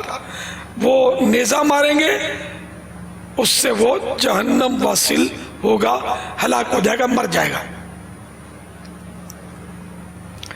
واللہ تعالی اعلم ورسولہ اعلم عز وجل وصلی اللہ تعالی علیہ وآلہ وسلم. صلو علی الحبیب صلی اللہ تعالی علی محمد. اسلامی بہنیں نقاب لگا کر نماز پڑھ سکتی ہیں؟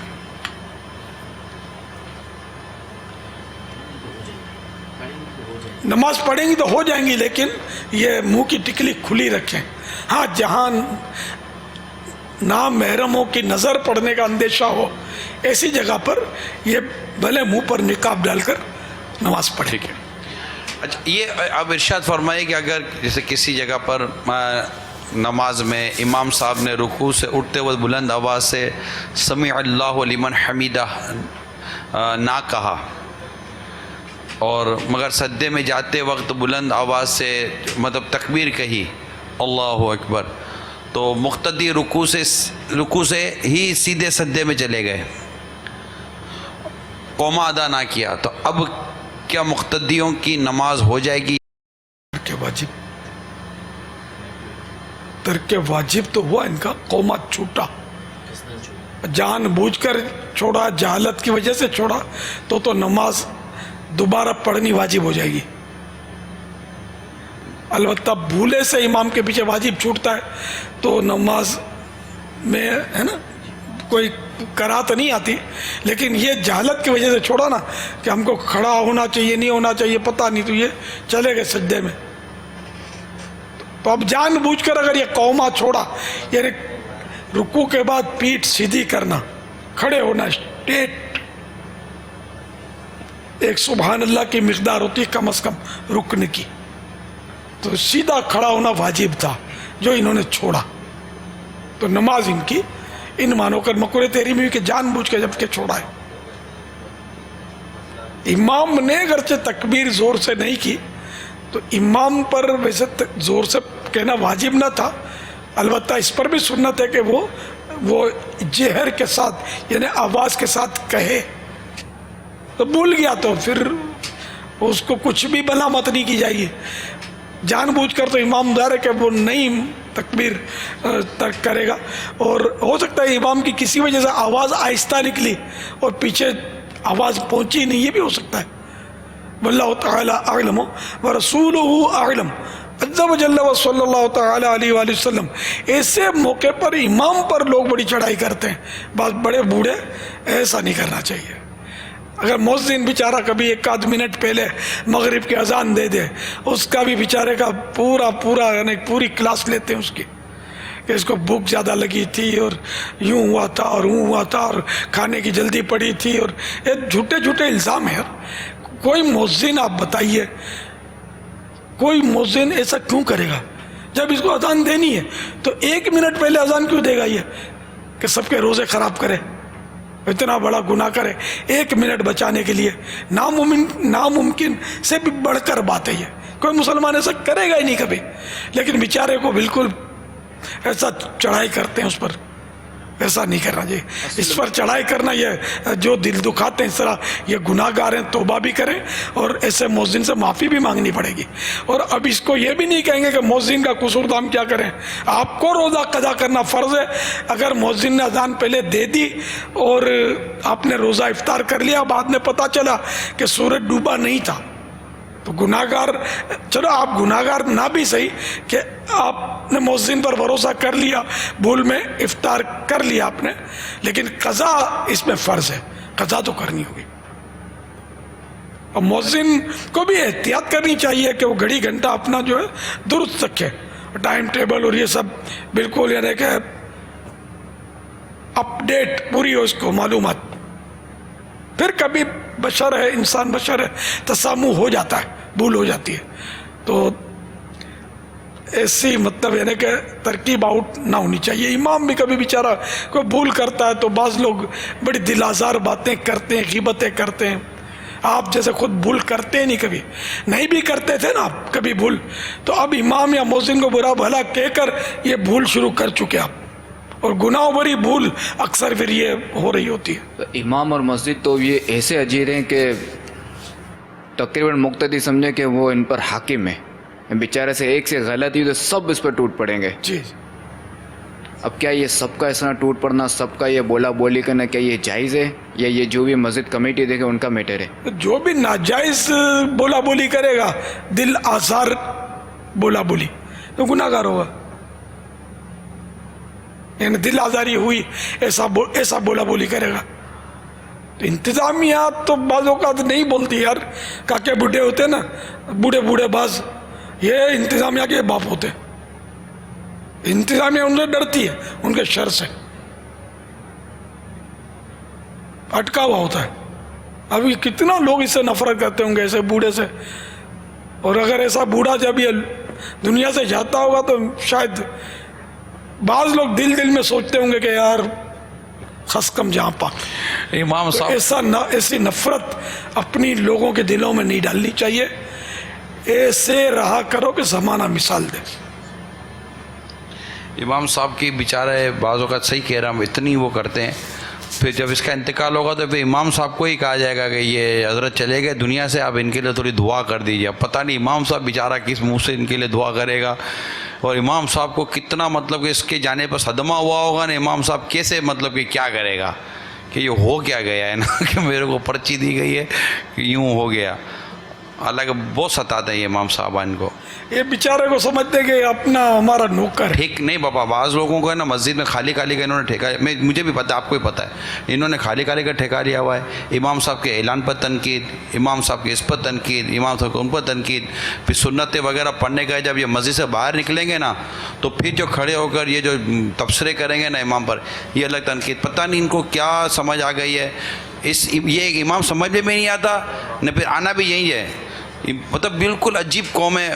اللہ کرے کہ یہ سمجھ رہے ہوں، یہ سن رہے ہوں آپ کی بات، یہ طبقہ سن رہا، بس اللہ کرے یہ طبقہ آپ کی بات سن لے کہ یہ توبہ کرے جو گناہوں بری گفتگویں کی ہیں. لیکن سعادت مندوں کی بھی کمی نہیں ہے. امام کا احترام ایسا کرتے ہیں کہ اپنے باپ کا کیا. اکثریت یہی ہے نا بابا. مطلب وہ کون ہے بابا؟ وہ نماز پڑھیں گے، امام صاحب سے ہاتھ ملائیں گے، یہ کچھ بھی نہیں کریں گے نا، چپ چاپ چلے جائیں گے. یہ بعض اوقات تھوڑا دیر پہلے آتے ہیں اور تھوڑی دیر کے بعد جاتے ہیں. اس میں یہ طبقہ بھی شامل ہوتا ہے. سب ایسے نہیں ہوتے. اللہ بہتر کرے. جس کے گھر پہ نہیں چلے امام پر چلے اس کی. یہی ہوتا ہے کہ بوڑھا بیچارہ وہ گھر میں کھانس کے سب کو پریشان کرے، اولاد بھی جو ہے وہ توجہ نہ دے یا کاروبار میں اس کو انٹر نہ ہونے دیں، اب مسجد بھیج دو. اب وہاں یہ بڈھا وہاں ٹرچر کرے گا، لڑے گا. توبہ استغفر اللہ. لیکن سعادت مندوں کی تعداد زیادہ ہے. اکثریت اماموں کا احترام کرتے ہیں، ہاتھ چومتے ہیں. اس میں سعادت در سعادت ان نمازیوں کی ہوتی ہے جو خاص خاص موقع پر عید جمعہ کچھ نہ کچھ امام کے ہاتھ میں دیتے ہیں. دینا بھی چاہیے. دیکھو نا امام کی تنخواہ کتنی، یعنی امام سے زیادہ تو افسر کما رہا ہوتا ہے. افسر کی کتنی تنخواہ ہوتی ہے؟ شوٹیٹ بوٹیٹ ہوتا ہے، شیوڈ ہوتا ہے. لیکن اس کی تنخواہ زیادہ ہوتی ہے. اماموں کی تنخواہ بہت کم. اور خاص کر ہند میں تو میں نے جو سنا تو تعجب، اس وقت بھی ہوتا تھا، اب بھی شاید اماموں کی ہند میں تو اس بہت زیادہ کم ہوتی ہے تنخواہ. تو اس کو جمعہ عید 10 روپے 20 روپے 25 روپے جو اللہ نے آپ کو دیا ہے، امام ہے خطیب ہے، آپ دیا کرو. آپ کیا اس میں برکت ہوگی، کمی نہیں ہوگی. جس نے نماز پڑھائی اس کا دل خوش کریں، اس کے دل سے دعا نکلے گی. لیکن اس طرح دیں کہ اس کو جتائیں نہیں اور یہ چمکاتے ہوئے لہراتے ہوئے نہیں، کاغذ میں لپیٹ کر یا لفافے میں ڈال کر دینا اچھا. یا اس طرح دیں کہ کوئی دیکھے نہیں، اللہ دیکھے، دیکھنے والے کو لگے کہ پرچی دیے دعا کے لیے. نہ زبان سے کہیں آپ کہ میں ماں بدولت خدمت کرتا امام کی، پھر بھی امام صاحب کو مسئلہ پوچھا تو مجھے ڈانٹ دیا. ایسے دھندے کرنے تو پھر مت دینا، دل دکھانا ہے تو امام صاحب کا. تو آپ نے جو 72 مدنی انعامات کا گلدستہ عطا فرمایا ہے اسلامی بھائیوں کے لیے، اس میں بھی ایک مدنی انعام ہے نا ماہانہ، کہ 112 روپے کم از کم اپنے امام صاحب کو دیں، علاقے کی مسجد کے امام کو. یہ بتا رہے ہیں پرچی لکھی کہ اس قسم کے دل آزار حالات کی وجہ سے کئی اسلامی بھائی امامت ترک کر چکے ہیں، جو بیچارے مطلب. آپ کو یاد ہوگا بابا پچھلے دنوں میں امامت کے حوالے سے کتنے ہم نے مدنی مشورے کیے ہیں کہ حالات اس طرح کے ہو جاتے ہیں کہ آگے نہیں بڑھتے. لیکن انشاءاللہ آپ کے مدنی پھول سنتے رہیں گے اور اس کو آگے بڑھاتے رہیں گے تو اللہ کی رحمت سے جو کمزوریاں ہیں وہ دور ہوں گی. ویسے امام کو بھی چاہیے کہ عوام کے دلوں میں اترے. بعض امام اتر نہیں پاتے تو یوں بھی بیچارے پریشانیوں میں مبتلا ہو جاتے ہیں. ایک تو یہ کہ ہو سکے تو ڈیلی، جس سے ہو سکے وہ روزانہ نماز کا ایک مسئلہ بتائیں نمازیوں کو. آپ دیکھیں امام کے پیچھے پاگل نہ ہو جائے یہ قوم تو بولنا. یہ نماز کے احکام پوری کتاب ہے، بہار شریف اتنی بڑی کتاب ہے یار. مسئلہ ایک بیان کرنا کیا مشکل ہے. چلو ایک مثال ہے کہ نماز کے احکام لے لیا، ایک مسئلہ بیان کرتے رہے روز کا، وہ بڑھتے بڑھتے پوری ختم کر دی. اب دوبارہ اسی سے بھی اگر پہلا شروع کریں گے تو کون سا ہے. یہ قوم کو نماز کے احکام ساری حفظ ہو گئی ہے. یہ آپ سے لڑیں گے، یاد بھی ہوگا تو بھی لڑیں گے نہیں. یار ہمارا امام بہت اچھا ہے، ہم کو یار کبھی مسئلہ کسی نے یہ مسئلہ نہیں بتایا تھا، آج امام نے یہ مسئلہ بتا دیا کہ وضو میں یوں تو یوں کرنا ہوتا ہے اور نماز میں یوں تو یوں کرنا ہوتا ہے. یار آج تک اپنے کو تو جنازے کو کندھا دینا نہیں آتا تھا، امام نے طریقہ بتایا کہ یوں کندھا دینا ہے، پہلے سیدھی طرف پھر یوں تو پھر یوں. آپ میری مانیں، اگر امام سن رہے ہیں تو ایک مسئلہ روز کا. یہ ہماری بادامی مسجد میں ایک امام صاحب آئے تھے جن کی بڑی مقبولیت ہوئی کہ وہ روز کا ایک مسئلہ بتاتے تھے عشاء کے بعد. برسوں تک انہوں نے امامت فرمائی اور ان کا میں نے دیکھا کہ ان کی عزت تھی. بیچ میں ان کے صاحبزادے تشریف لائے تھے. میں جب چھوٹا لڑک پن تھا میرا، میں جب پڑھتا تھا وہ نماز ان کے ساتھ، تو انہی کے ہاتھ میں نے پہلی بار کسی نے مسئلہ پوچھا تو بہار شریعت دیکھی تھی. میں نے نام بھی نہیں سنا تھا، ایسی خوبصورت ہو اس کی یوں یوں، اور مسئلہ یوں لکھا ہوا تھا اس میں، مسئلہ. میرے منہ میں پانی آ رہا تھا. میں غریب بڑا یہ کتاب کیسے لے سکتا ہوں. ایک حصہ تھا، یہ تو بعد میں جب لینے بھی نکلے تو 3 روپیہ دیا تھا اس کا. خیر پھر تو وقت آیا میرا تو میں نے 28 روپے کی پورے 17 حصے اس وقت تھے، پورے 17 حصے 28 روپے کے تھے، بولیے، کیونکہ وہ جلد میں 2 جلدوں میں 32 روپے کے تھے، وہ 4 روپے ایک، یعنی کہ ایک جلد کے، اتنی موٹی جلد کے 2 روپے بائنڈنگ، بھیا نہیں، میں کھلے لیے میں نے، وہ بھی کتنے عرصے کے بعد جب شعور آیا، ہاتھ میں پیسہ آیا تھوڑا، تو یہ اس امام کے ہاتھ میں دیکھا تھا.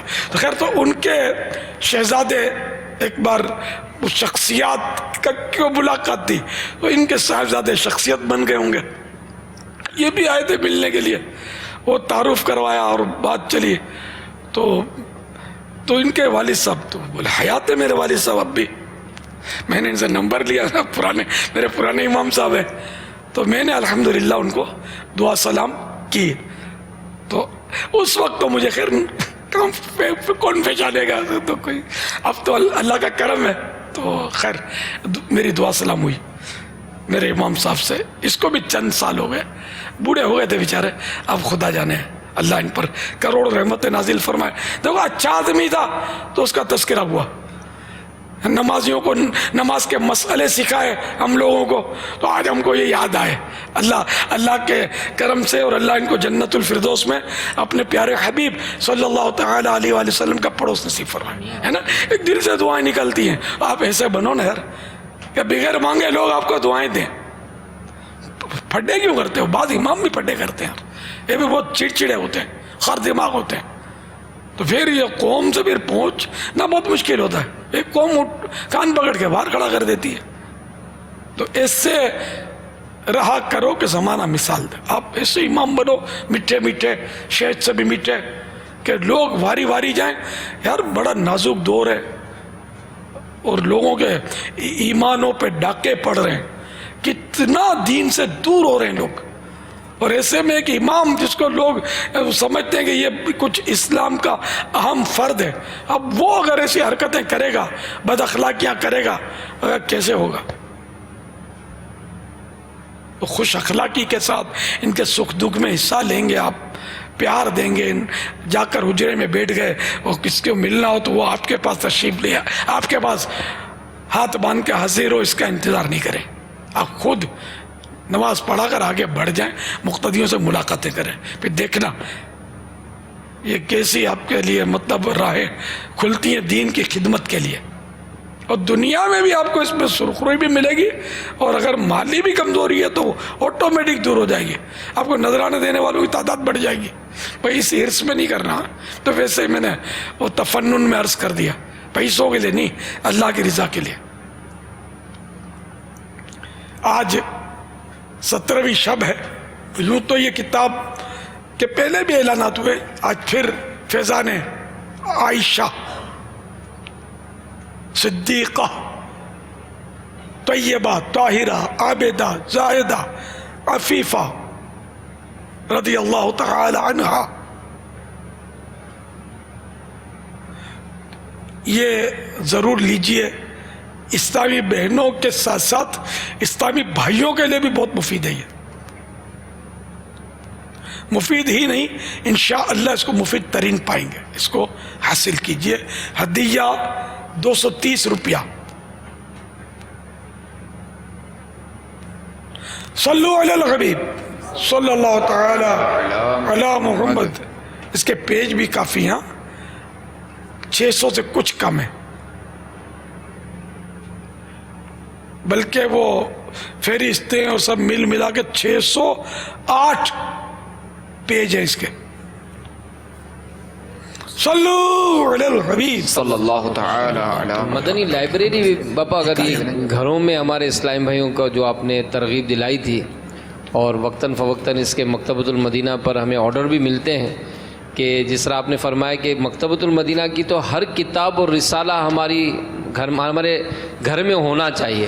پلے پڑھے نہ پڑھے ماشاء اللہ، گھر میں آ جائے گا نا تو کسی کا تو پلے پڑے گا، باپ لے لے.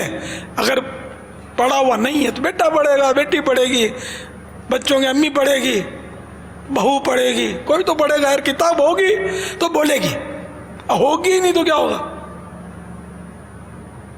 کتاب مکتبۃ المدینہ کی کتاب جب اعلان ہو پہلے آنکھیں بند کر لو، اور مکتبۃ المدینہ پر بولو کہ میرے کو دے دو.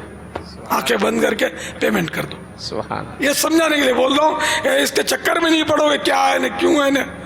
میرے مکتبۃ المدینہ کی کتاب ہے، میرے پاس ہونی چاہیے. That's all.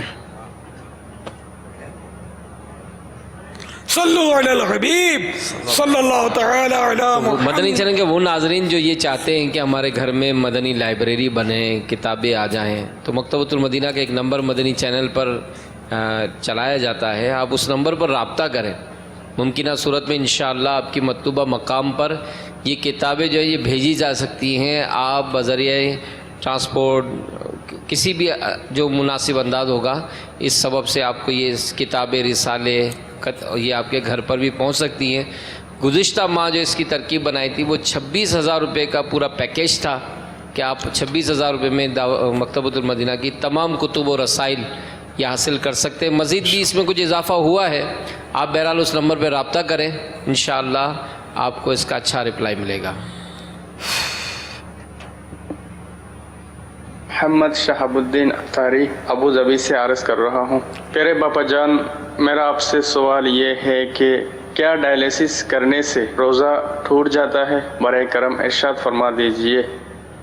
ان نسوں میں جو خون میں پانی چلا جاتا ہے وہ پانی نکالتے ہیں، تو روزہ ٹوٹنے کی صورت تو بظاہر اس میں نہیں ہے. ڈائلیسس سے روزہ نہیں ٹوٹتا. ڈائلیسس کا مریض روزہ رکھے تو واقعی بڑا بہادر ہے، ماشاءاللہ. بڑی آزمائش اس کو ہوگی. جب ڈائلیسس ہوتا ہے نا تو ٹھیک ٹھاک کمزوری محسوس کرتا ہے مریض، بخار بھی چڑھتا ہے، بالکل آف سا ہو جاتا ہے. اللہ تعالیٰ ایسے مریضوں پر بیچاروں پر رحم کرے، اور روزہ رکھتے ہیں ماشاءاللہ جو، ان پر اللہ تعالیٰ اپنی رحمت کے خزانوں کے منہ کھول دے اور اس کو صحت سے نواز دے.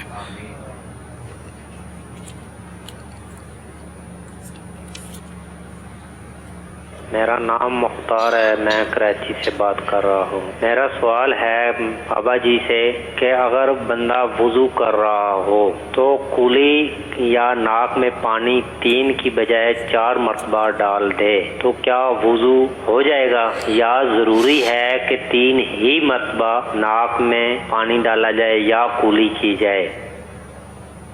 ناک میں پانی ڈالا نہیں جاتا، ناک میں پانی چڑھانا ہوتا ہے سونگ کر. لیکن روزے میں یہ احتیاط کہ دماغ میں نہیں چڑھیا. روزہ یاد ہوتے ہوئے اگر دماغ میں چڑھ گیا تو روزہ ٹوٹ جائے گا. تو اتنا احتیاط سے سونگے کہ دماغ میں نہ چڑھے. ویسے بھی دماغ میں اگر احتیاط سے سونگتے تو نہیں چڑھتا، کبھی سال برس میں کبھی نہیں چڑھتا، مطلب شاذ و نادر ہی کبھی چڑھتا ہے وہ سونگنے سے. بھائی نرم ہڈی ہے نا، یہ اس تک پانی پہنچنا چاہیے، دماغ تو اوپر ہے نا.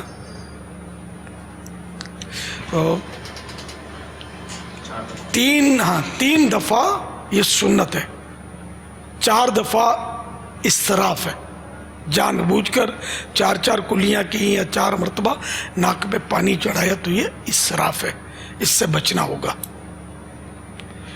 واللہ تعالی اعلم ورسولہ اعلم عز وجل وصلی اللہ تعالی علیہ وآلہ وسلم. ہاں 3 مرتبہ سے زیادہ بار اگر چڑھا لیا ناک میں پانی، یا کلیاں کر لی، یا 3 سے زیادہ بار دھو لیا منہ وغیرہ، تو وضو ہو جائے گا. صلو علی الحبیب. کیا بیوی شوہر کی طرف سے فطر ادا کر سکتی ہے؟ اجازت اگر شوہر کی ہے، یا شوہر کو بتا دیتی کہ میں تمہاری طرف سے فطرہ دے رہی ہوں، تو چل جائے گا، فطرہ ہو جائے گا، ادا ہو جائے گا.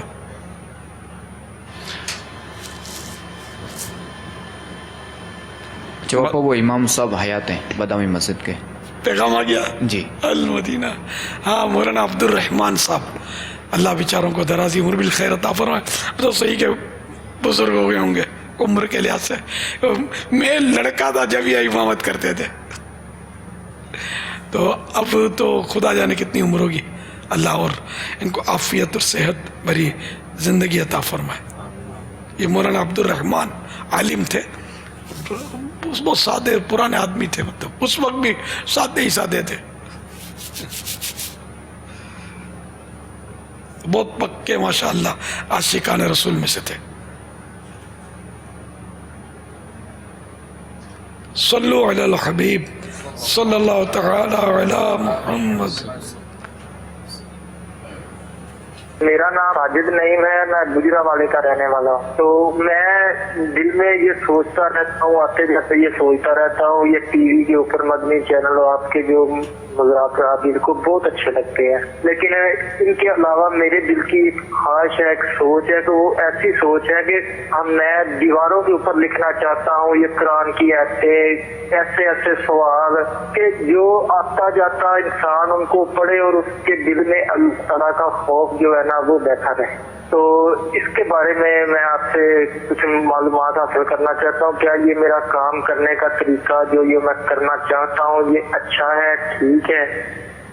دیواروں پر تو نہیں لکھتے، بلیک بورڈ پر پہلے تو لکھتے تھے حدیثیں وغیرہ، مسجد کے باہر بلیک بورڈ بناتے تھے کہیں اور جگہوں پر. اب تو لیٹسٹ صورت اس کی پینا فلیکس کی ہے، پینا فلیکس لگاتے لوگ. ہاں یہ بھی ہو سکتا ہے، ہوتا ہو. ہاں ہوگا بالکل. جی مسجدوں کے اندر بھی ہوتا ہے، مسجدوں کے اندر ہوتا ہے. وضو خانے کے پاس وائٹ بورڈ لگا دیا اس کے اندر. اچھا مارکر سے لکھتے پھر مٹتا کیسے ہو؟ وہ مٹی تو نہیں، ڈسٹر سے. اچھا چلو بھائی دنیا اتنی ترقی کر گئی ہے. مگر مارکر پین سے مسجد میں لکھنا اس میں اسپرٹ کی بو نکلتی ہے. پاپا وہ کوئی اور مارکر ہوتا ہے شاید. اچھا آپ کو بھی بدبو بھی رخصت ہو گئی ہے، کیا بات ہے. ہاں بدبو نکلے تو پھر نہیں لکھ سکتے مسجد میں. تو یہ دیواروں پر تو لکھنے کی کوئی، ہاں یہ دیواروں پر لکھیں گے تو یہ چونا اکھڑے گا اور می پڑے گا بارش، تو یہ دھل کر پھر پانی جو ہے وہ زمین پر تشریف لائے گا اور جہاں جائے گا وہ سب سمجھ سکتے ہیں. پینا فلیکس اور ایسی جو چیزیں لگائے نا پلے کارڈ وغیرہ، تو وہ بھی اس کی حفاظت بھی کرے، یعنی لگا کے بھول جائے اور پھر وہ شہید ہو جائے. اس کے مناسب وقت تک لگے پھر وہ اٹھا لے پھر دوسرا لگا لے. یہ صورت جو ہے مناسب ہے نیکی کی دعوت کی. مگر اب تو سوشل میڈیا نے سارے پرانے طریقوں کو وہ آگے پیچھے کر دیا ہے. سوشل میڈیا تو چینلز کی دنیا کو بھی شاید پیچھے رکھ گیا ہے. سوشل میڈیا میں یوں جیسے کہ یوں بعض اوقات جو اہم خبر ہوتی ہے نا، یعنی کہ اٹریکٹیو یا ایسی وہ کچھ اس وقت ایشو ہو تو یوں جھٹکے میں لاکھوں لاکھ لوگ اس کو پڑھ لیتے ہیں ان خبروں کو. سوشل میڈیا میں اتنا ہی آگے نکل گیا ہے. لیکن وہ طریقہ پینا فلیکس اور یہ بھی ہونا چاہیے، صحیح ہے. واللہ تعالی اعلم ورسولہ اعلم عز وجل وصلی اللہ تعالی علیہ وآلہ وسلم. مدنی مذاکرہ ہے شریعت کا خزینہ، اخلاق کا تہذیب کا طریقت کا خزینہ. مدنی مذاکرہ ہے، مدنی مذاکرہ، مدنی مذاکرہ ہے، مدنی مذاکرہ، مدنی مذاکرہ.